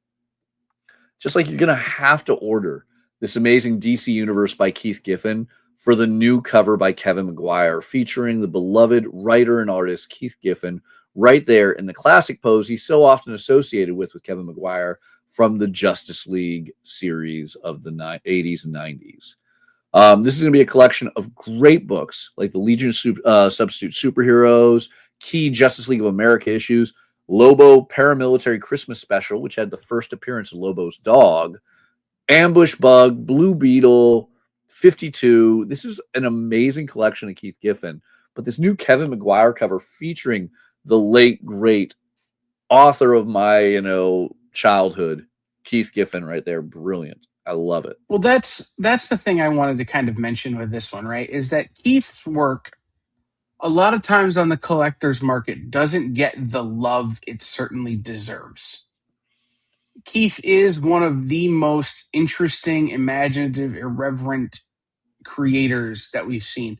Ambush Bug isn't Ambush Bug if Keith Giffen isn't crazy. And we're grateful for it, right? Like, So to have Paul Levitt put together this book and get Kevin McGuire to do the cover, and there's also art in there by like Simon Bisley and a bunch of other great people that Keith worked with. This is a great little tribute to one of my favorite creators ever. And again, this is a great way to get to explore a lot of work that you might not otherwise get to explore. Well, I will say the holy trinity of the last several decades of superhero comics are Keith Giffen, J.M. DeMatteis, and Kevin McGuire. They worked together on so many iconic projects that I love, whether it was Justice League to formerly known as the Justice League, the Defenders, Legion of Superheroes, countless things. So the fact that we got all of them back together for one thing, you got Kevin McGuire to do a brand new cover featuring Keith. You have all these classic Keith stories, and then J.M. DeMatteis doing the foreword. This is just perfection. I love it. I own every single one of these individual issues, and I'm buying this hardcover, and I'm going to be handing it to people left and right. Probably should buy 2 or 3 copies because I know they're going to get worn out or lost, but I love it. I spoke to an inside source there, Matthias. Oh, and then he shows up on the show. So Monday is Oni's first week at PRH on FOC. Yeah. And I mean, as always, if you want to ask questions on that, you can call Michael Torma, the head of sales over at Oni Press, anytime you want to be like, hey, where do I need to order this book? He'll gladly give you his phone number in the comments. I'm trying to find my Torma graphics. There it is. Well, while you do that, it's getting warm out there. Look, there's Torma's cell phone number right there. We're just always going to throw it out there. Torma's cell phone number.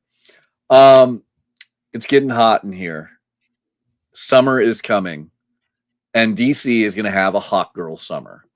Sometimes you have a hot girl summer, but DC brings you a hot girl summer. Amazing collection of great short stories by a lot of the people that we're so used to seeing in their wonderful anthologies. Megan Fitzmartin, Cavan Scott, Josh Trujillo. I love these short stories, and I really wish that these creators got more one-shots, mini-series, ongoings, because I love so many of their stories.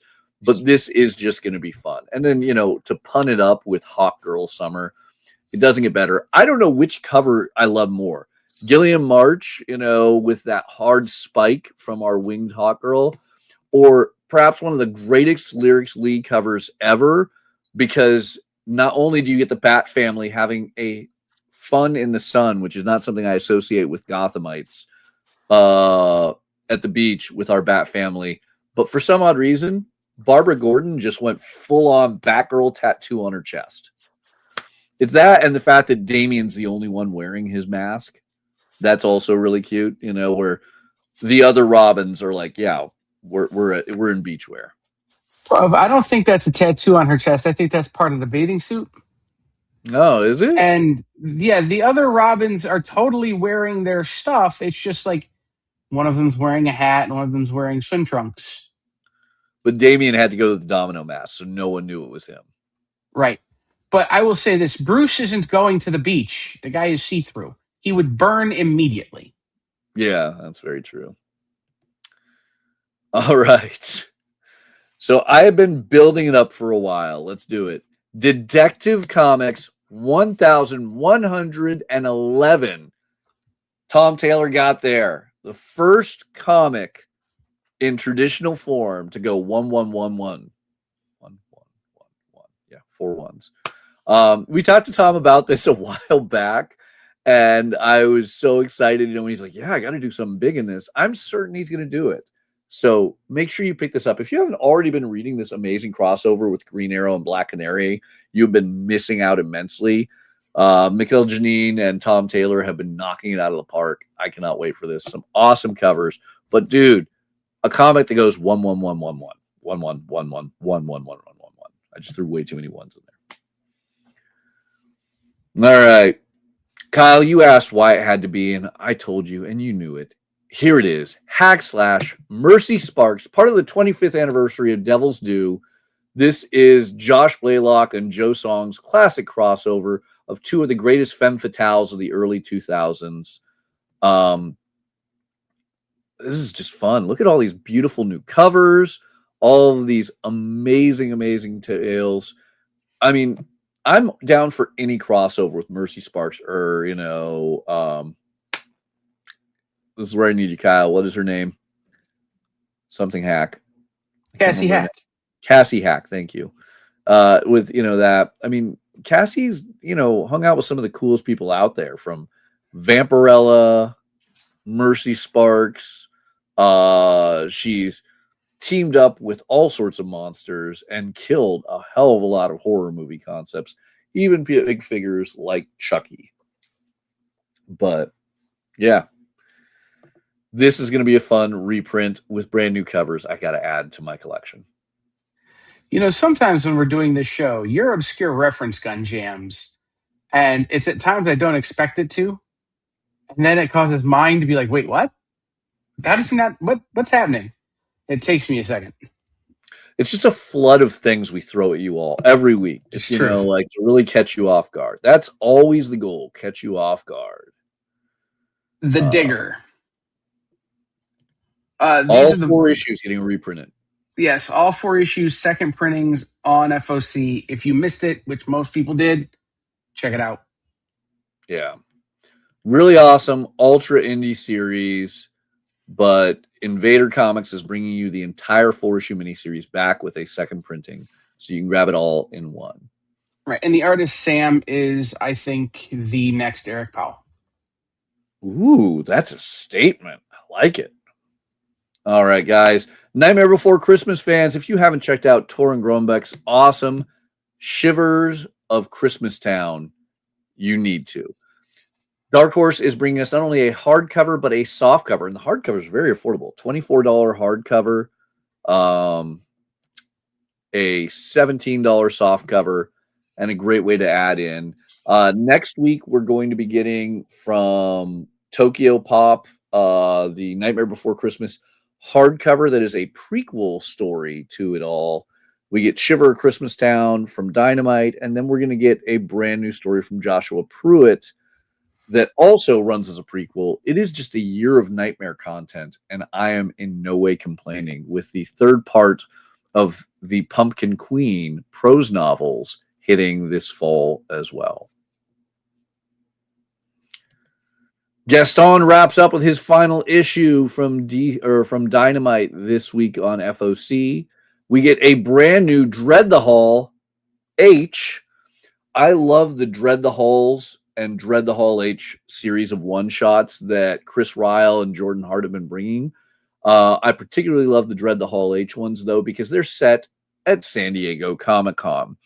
And with San Diego Comic-Con coming up in July, this is perfectly timed to release the Wednesday of preview night for San Diego Comic-Con. Chris Ryle and Jordan Hart are bringing together an incredible list of creators for short stories about horrifying, haunting convention tales that even if you've never been to San Diego Comic-Con, you can relate to. They have Luana Vecchio, C.P. Wilson, Mariana Ignazi, Tom Williams, and Chris Anderson, all giving us awesome tales. Yes, as Toro said, there's a Maria Wolf cover. Not only is that, there's a Luana Vecchio cover. Jordan Hart himself, the writer, did a beautifully designed cover that just screams, you've attended Comic-Con. And my favorites, they're back to doing ratio variants with a new Tony Fleeks and a Zach Howard. So reach out to your local comic shop to see if those are going to be available and how much they'll be charging for them. So all sorts of fun. I love the Dread the Halls and Dread the Hall H stuff. Just simple, great fun in the style of EC, Hello Darkness, and all those other wonderful horror anthologies, but it's done one simple, quick, and fun. They're a lot more upbeat than the traditional horror anthologies. Speaking of EC, though, can we talk about Cruel Universe Volume 2? Absolutely. Talk it up. Chris Condon, great pack. Oh my God. Yeah, I mean, the people who wrote these individual issues are next level, but I just wanted to talk briefly about the Lieber Mayo cover.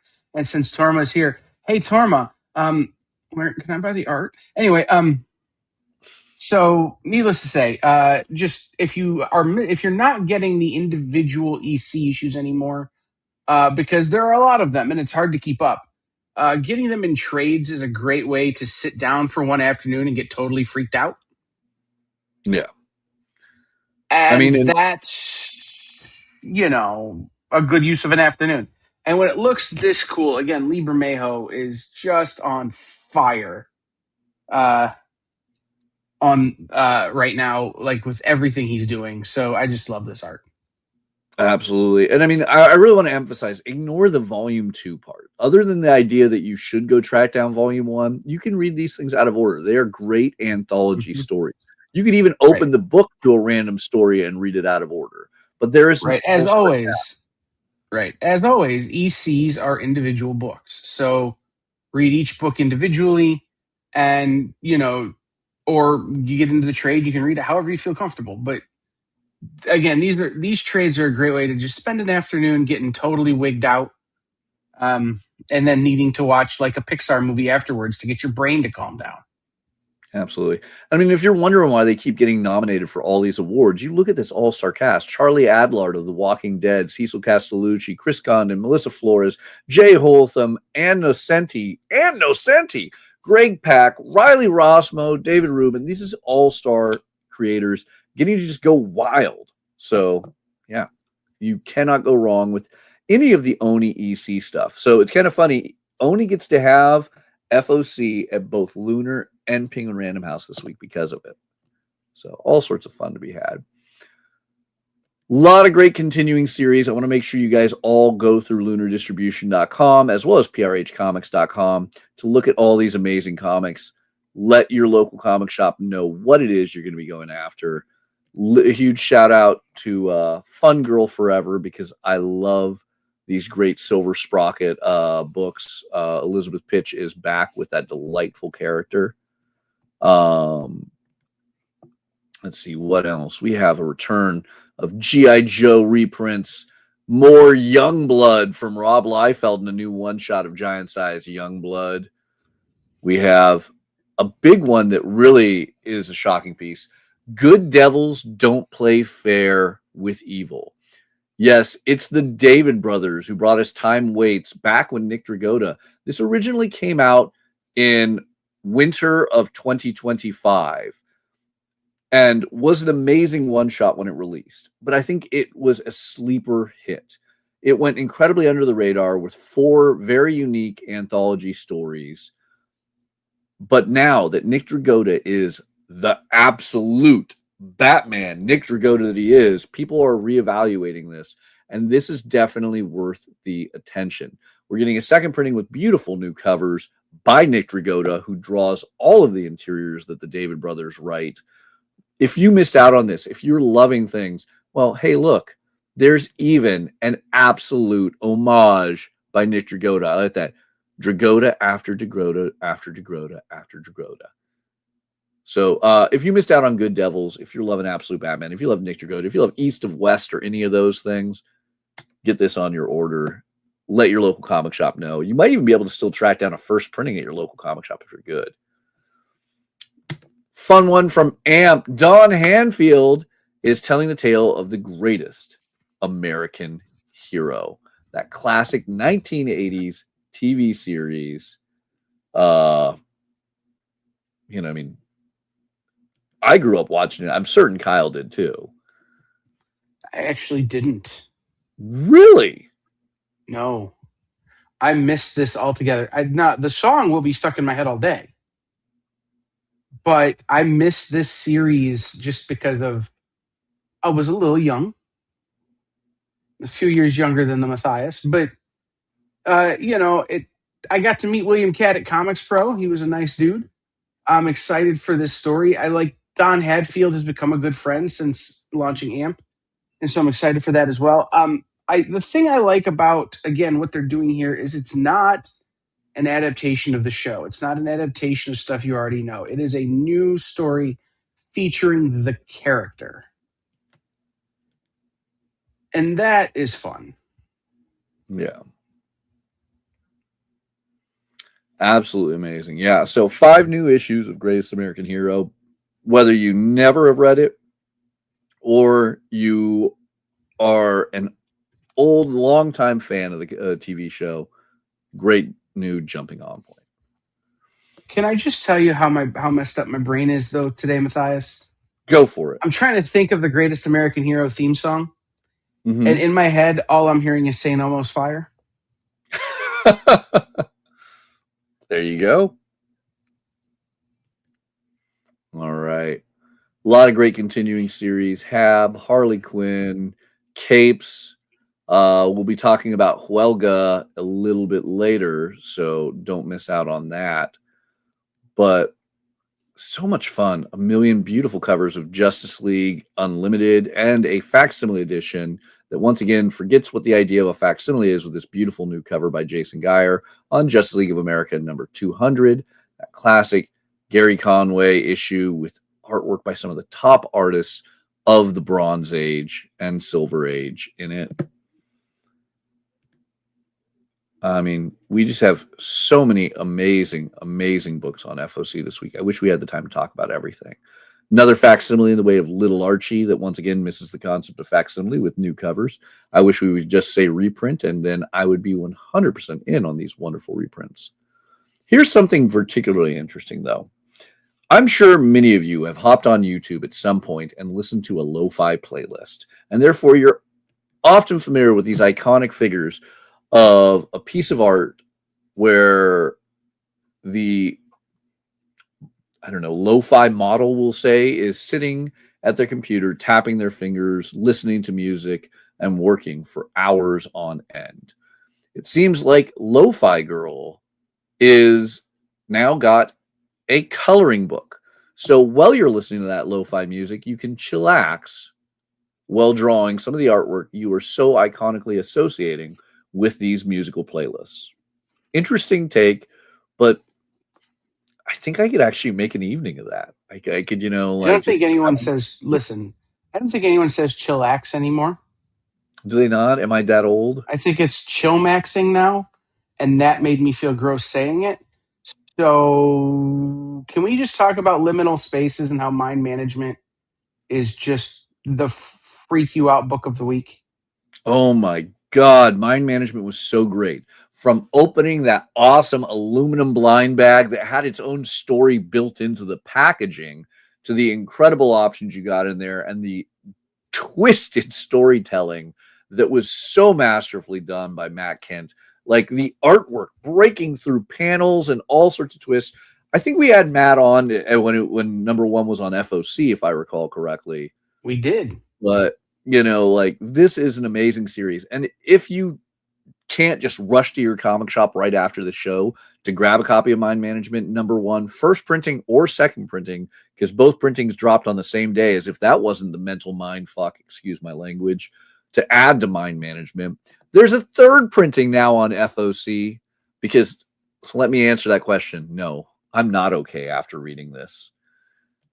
But on top of that, we have issue number 2 with a bevy of beautiful covers. I mean, this is such a crazy series. You obviously read it, right? Right, Kyle?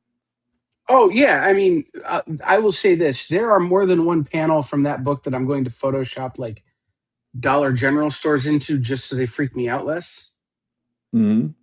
I really enjoyed the original Mind Management, and now having Matt Kent come back and take another run at it. And I'm going to say it this way, having people like Torma and Hunter let him do what he wants to do, or helping him to do what he wants to do, means that he could do a bunch of stuff that probably wouldn't have flown years ago when this originally dropped. Is just an invitation to have a great, great comic presented in a great and truly unique way. I will say I love Flux House being at its new home at Oni. Again, it's that weird thing that Oni is at both Lunar and PRH this week. So make sure you get your orders in correctly on both of those and you don't miss out by only going to one over the other. But yeah, I mean, all the fun things, including, as Torma said in the comments, we need to bring up right now, right here, that foil the blind bag is in works perfect to keep those thoughts out of your head. So, gotta love it. Mind Management, so many awesome covers. And then sitting ever so perfectly next to Murder Hobo. Yes, Midnight Factory's Murder Hobo, issue 2 by Joseph Schmalke and Ryan Brown. This is just crazy chaos and fun. So when the original Murder Hobo came out, I was a big fan and supporter. And we actually did an exclusive of that original Murder Hobo. And then it went away for a long time. And I'm so glad it's back. Yeah. What was it originally? Source Point Press, I want to say? Scout. Yes, you're right. There we go. All right. More horror, because that seems to be the theme. Nosferatu Nightmares. We're going to get some awesome new storytelling with that classic and haunting tale of the 1920s-esque version of Vlad Dracul. We also had the final issue of Narco on FOC this week. We have a return with Odin number 3, because Marguerite Bennett is going to haunt our minds from Top Cow to Boom to Tiny Onion and Image. Lots of fun there. A lot of great PS art book reprints, trade paperbacks, hardcovers, and facsimiles of classic Golden Age tales. If you're a fan of those, make sure you skim through and get an order in, because not every shop is always going to stock these, but they can if you want. And I mean, a Planet Comics #1 facsimile, count me in. I wish I could afford a Planet Comics #1. Now, one you're excited about, Kyle, is the return of Ted Sikura's Punchline in the vaudeville, or the Vaudevillains versus Violante. Why don't I just say it? It's Punchline in the Vaudevillains versus Violante. This is a story set technically in Cleveland, Ohio. And the idea is you have Punchline, who is a washed-up boxer who becomes sort of like a hitman kind of thing, but turns into a vigilante hero. And the Vaudevillains are a group of heroes that include Tap Dance Killer, who is very legally distinct from Harley Quinn, in that instead of being a gymnast, she's a tap dancer. But other than that, basically the same. No, and Ted would yell at me for saying that, but it's sort of true. Those are the Vaudevillains. They're not good guys, but neither is Violante. And so this is the anti-heroes and villains versus the supernatural bad guy in this book. Now, here's what I will say, and I want you to understand. This was a book that was distributed through Diamond for years. And when Diamond went away, so did Ted's direct market distribution for Hero Tomorrow Comics. What I will say is that you probably need some back matter and some back issues of these characters to really understand them. But what Ted did is put a really nice letter explaining everything and like a cold open in the front of the book, where you get a lot of back issues before you actually start to get into this story. So if you choose to check it out and it's not making a ton of sense, go ahead and go back and try and find some of the back issues from your local comic shop. Or if you reach out to Hero Tomorrow Comics, he has trades, he has all these things he can get you. But otherwise, make sure you read that introduction and stuff very closely, because it will help you understand the book. Yeah, I will say Sikora very succinctly defines the Diamond situation for small publishers in a wonderfully well-written letter at the opening. And I love all these character designs. Like, these are just really awesome, unique character designs. So very fun one. Get your orders in if you're interested in giving it a shot, because not every shop is always going to order it, but that's not saying that this doesn't deserve to get the orders. Punchline and the Vaudevillains versus Violante. Did I say it right? Did I get it right? Mm-hmm. I needed that acknowledgement from Kyle. Thank you. Mm-hmm. But no, yeah, it looks awesome. All right. Plus, hold on. I got to show it off really quickly. The 1-in-5 ratio by Jay Gonzo. Just beautiful. Love Sugar Skull stuff from Jay Gonzo. All right. Solomon Kane back at Titan. More tales of the classic Robert E. Howard, especially coming just off of a Robert E. Howard convention in Texas the past week. We have more Spy Bunnies from Antarctic Press. Huge one that I'm going to talk about heavily in a moment is The Mandalorian and Grogu. Delilah S. Dawson is going to give us our first original story for The Mandalorian and Grogu.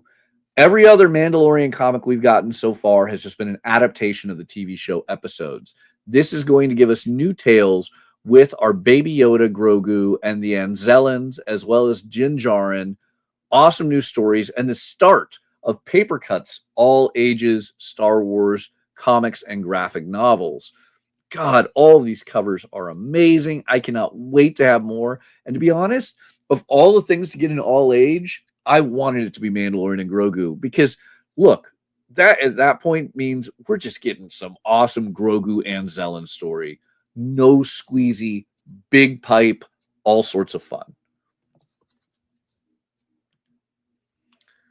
Street Fighter fans, Jury is finally getting a one-shot. I mean, it's not the finally, but we're getting a new one-shot. Adam Warren, one of my favorite comic creators out there, writing this tale with Matthew Weldon doing the artwork.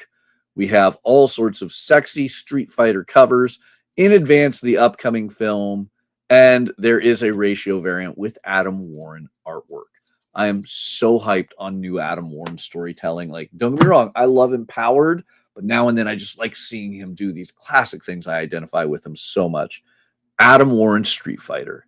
Awesome stuff. Whoop. And that's how I lose everything. So we're back to upcoming FOC. Sorry if I gave anyone a bit of motion sickness there. Superman 40 is going to do a tale I've been wanting for ages. Manchester Black is back. Well, kind of. As he goes up against Superboy Prime. Dan Mora, Joshua Williamson, and then the iconic antagonist of Action Comics 775. This is going to be a battle to behold. But then, hopefully, when you're placing your order, your local comic shop, you're making your comic retailer look like this depiction by Eddie Barrows, because that's what I want to see. I want to see people who place orders like that. I know that's Kyle's order when he goes to his local comic shop for pickup. Yeah, but mine has a lot more prose novels in it. There it is. Well, you are a man of many literary tastes, and that's what we likes about you.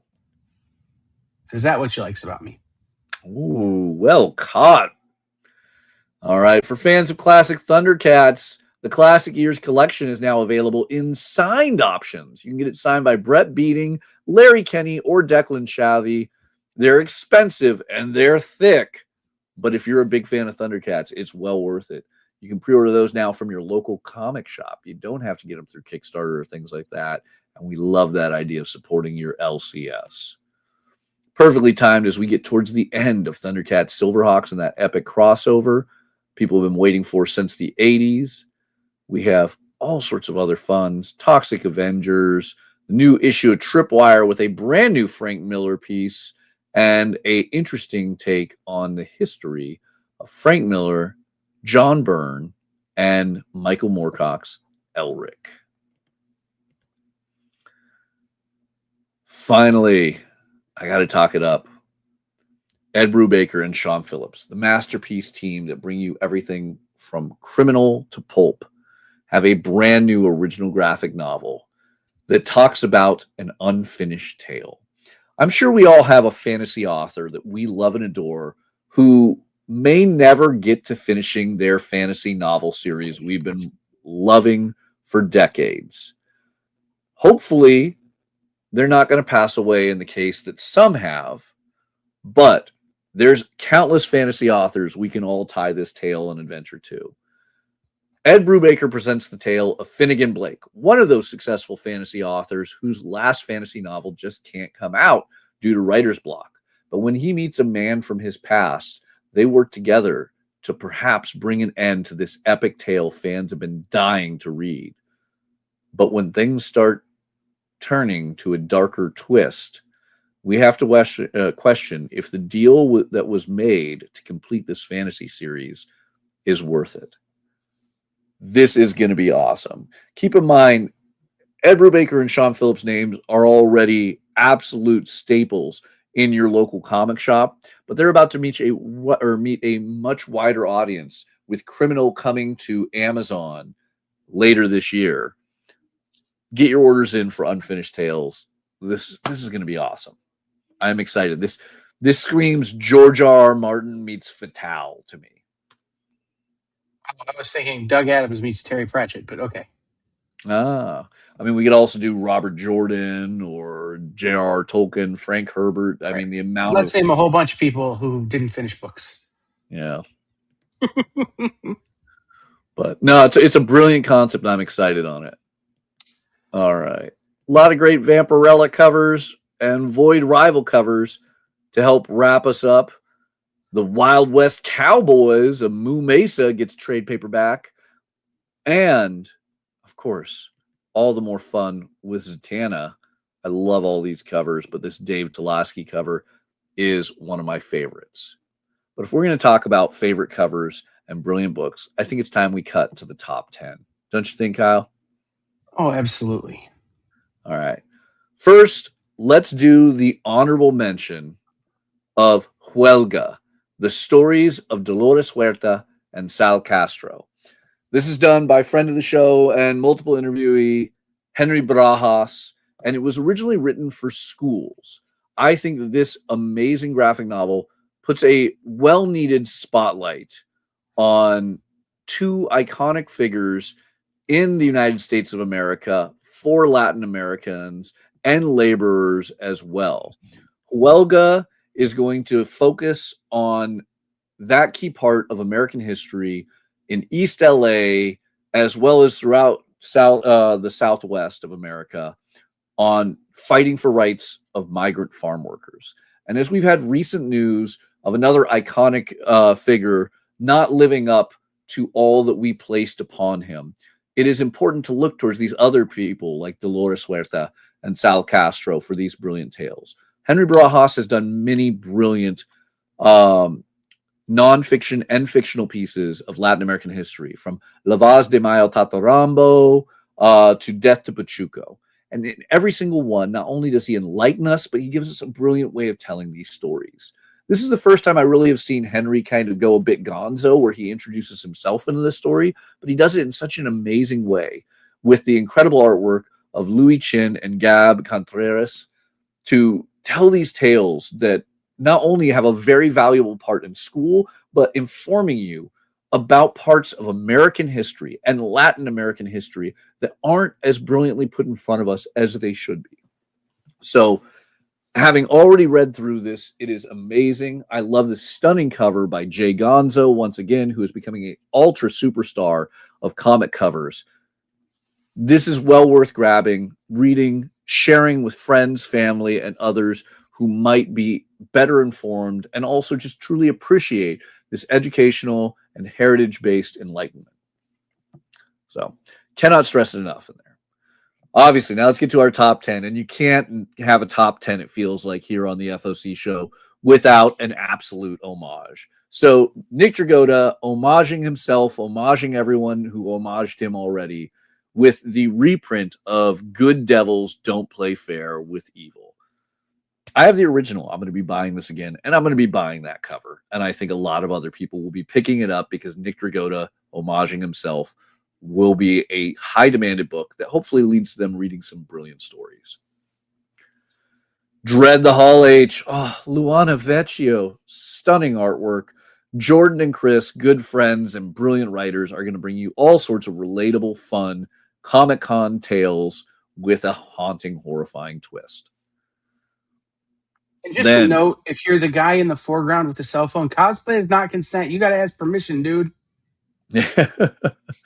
Just like if you've read the previous year, make your questions concise. All right. Devil's Due presents Hack / Mercy Sparks, a brand new cover by Sveta Shubina. Everything Sveta Shubina draws tends to blow up on the aftermarket, and this is already a great comic, so make sure you order a handful, because you can probably flip it, make some money, and then enjoy the copy you keep to no end, because this is a great tale. Hello Kitty. I mean, look, there were some great covers. Rian Gonzalez, Chrissy Zulu, but Tokito Koro steals it. This looks like an old Hello Kitty cartoon, and I think this is going to really shock people how well this comic does.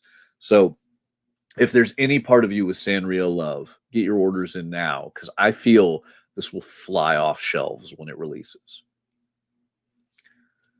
Then we have everyone's beloved mutant, Magic, Ileana Rasputin, in her Marvel Snap swimsuit cover for the summer on X-Men 30 or X-Men 33, X-Men 34, the In-Hyuk Lee cover.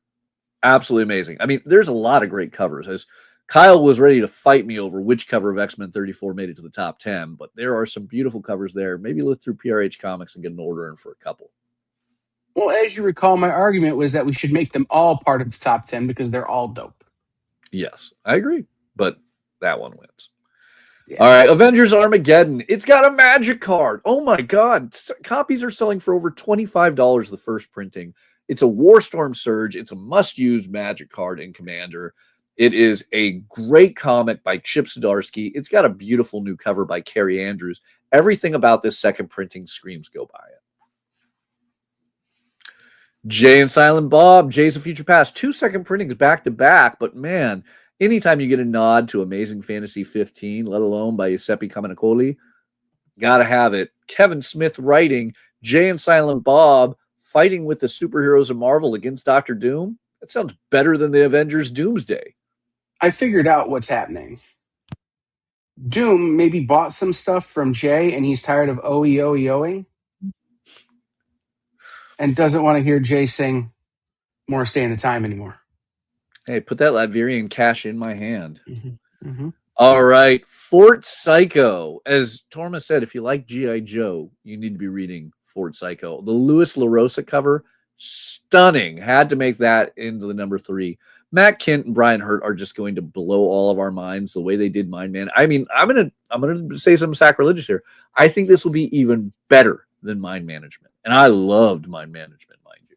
So Fort Psycho, the first of the only press books to FOC over at Penguin Random House. Make sure you get your orders in on it and don't miss out. This is going to be crazy. Can I get one more curse in? Can I get one more curse in? Are we at the count? Unlimited bullets, unlimited ammo, no Fs.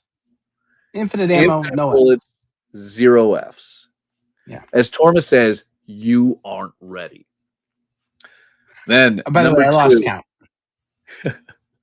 Spot number 2, the accessories. I love that Lucas Kettner cover. As even David and Leah had pointed out, it is a beautiful cover as we get Renfield, Igor, and Mrs. Hyde on the book cover right there. This is an awesome tale. If you missed it, go back and watch our interview with David and Leah. This is going to be an amazing comic. I can tell you, having read the first issue, awesome book, great twists. I love it so much. This is the Spider-Verse of classic horror sidekicks. So there's going to be some finger pointing at the end, I assure you. Great stuff. I love it to death. You are going to adore this. Get every cover. It is amazing. I can honestly say I've had well over a dozen people messaging me from my comic shop. So hopefully you're all reaching out to your comic shop to place pre-orders on the accessories. This might be I'm going to be bold. This is going to be the best Panic book yet. Yeah, and again, if you came to the show late, go back right to the very beginning of the show once we end here in a minute and watch the full interview. You know, David and Leah weren't supposed to be here very long, and they gave us some extra time and talked about everything with the accessories and all the other work they have coming out. So make sure you go back and check that out at the beginning of the show. All right. So what could be the big number 1? Well, as the Star Wars fan, it's got to be Star Wars, The Mandalorian and Grogu, Danger in the Dark. Single issue, new storytelling featuring Mandalorian, Grogu, and our beloved Anzellans. This is going to be the first time you get new stories with the Mandalorian and Grogu. It is Delilah S. Dawson, so you know it's going to be well written. And Ariana Florian did this stunning cover that is cute for all ages. I don't give a damn if you're 75 years old, if you've been around for 50 years since Star Wars started, or you're a new reader at 7 years old. This is a must-have book. There's some stunning covers. This is the one to get. Order Star Wars, Mandalorian, and Grogu, Danger in the Dark. So with that said, Kyle, what else do we have on the EXP this weekend? Well, this weekend on the EXP tonight on Nick's Original Art Show, we have. I was just looking at the art that they sent over. There are going to be some really cool covers available on Nick's Art Show, including Supergirl, Day of the Mule by Peter David with Derek Aucoin pencils. So that'll be cool. And you got a ton of other cool art, including what I think are some Ken Hazer Thundercats. So make sure you check all that out tonight at 7 Eastern on the EXP. Then after that, you have Nancy McCann and her team at Comics Unlimited in Cleveland, Tennessee. They will be doing a great vintage and request sale, as always. Then here's what I can tell you for sure. Tomorrow night at 9 o'clock Eastern, Miss Jen will be doing maybe the longest continual running online live sale on the EXP. She's here every other week. So that will be tomorrow night at 9 o'clock Eastern. But tomorrow at 7 o'clock Eastern. No, 6 o'clock Eastern. One of those. I may be doing a sale with a longtime friend of the channel, John Castles Spiliotopoulos, who is a comic retailer as well, doing a nothing is more than $10 sale. So check that out. Posts will be on social media. Follow us on social media for all the things. If you had followed us on social media, like that's how you found out about David and Leah being here. You'll find out about who our guests are next week and all the other things we have going here on the experience, including the launch of our Ben 10 #3 exclusive variant for pre-order. So, all of those things. We're doing so much that if you're not following us on social media, you're going to miss it. Because if you're relying on me to tell you, I'm going to forget. That's true. He's too busy doing all the awesome production work that makes this channel worth watching. All right. So with that said, don't forget to reach out to your local comic shop and get your orders in for all of the incredible books that are on FOC this week. If you don't have a local comic shop, you can always message us here or use wonderful websites like remember this, Find My Comic Shop. Comic.store. .store. Yeah. And reach out. Let them know you're interested in those books. They'll have them there waiting for you. As always, thank you so much for watching. We'll be back next Friday with more books on FOC. Get your orders in before Monday. The sooner the better. And thank you all for watching.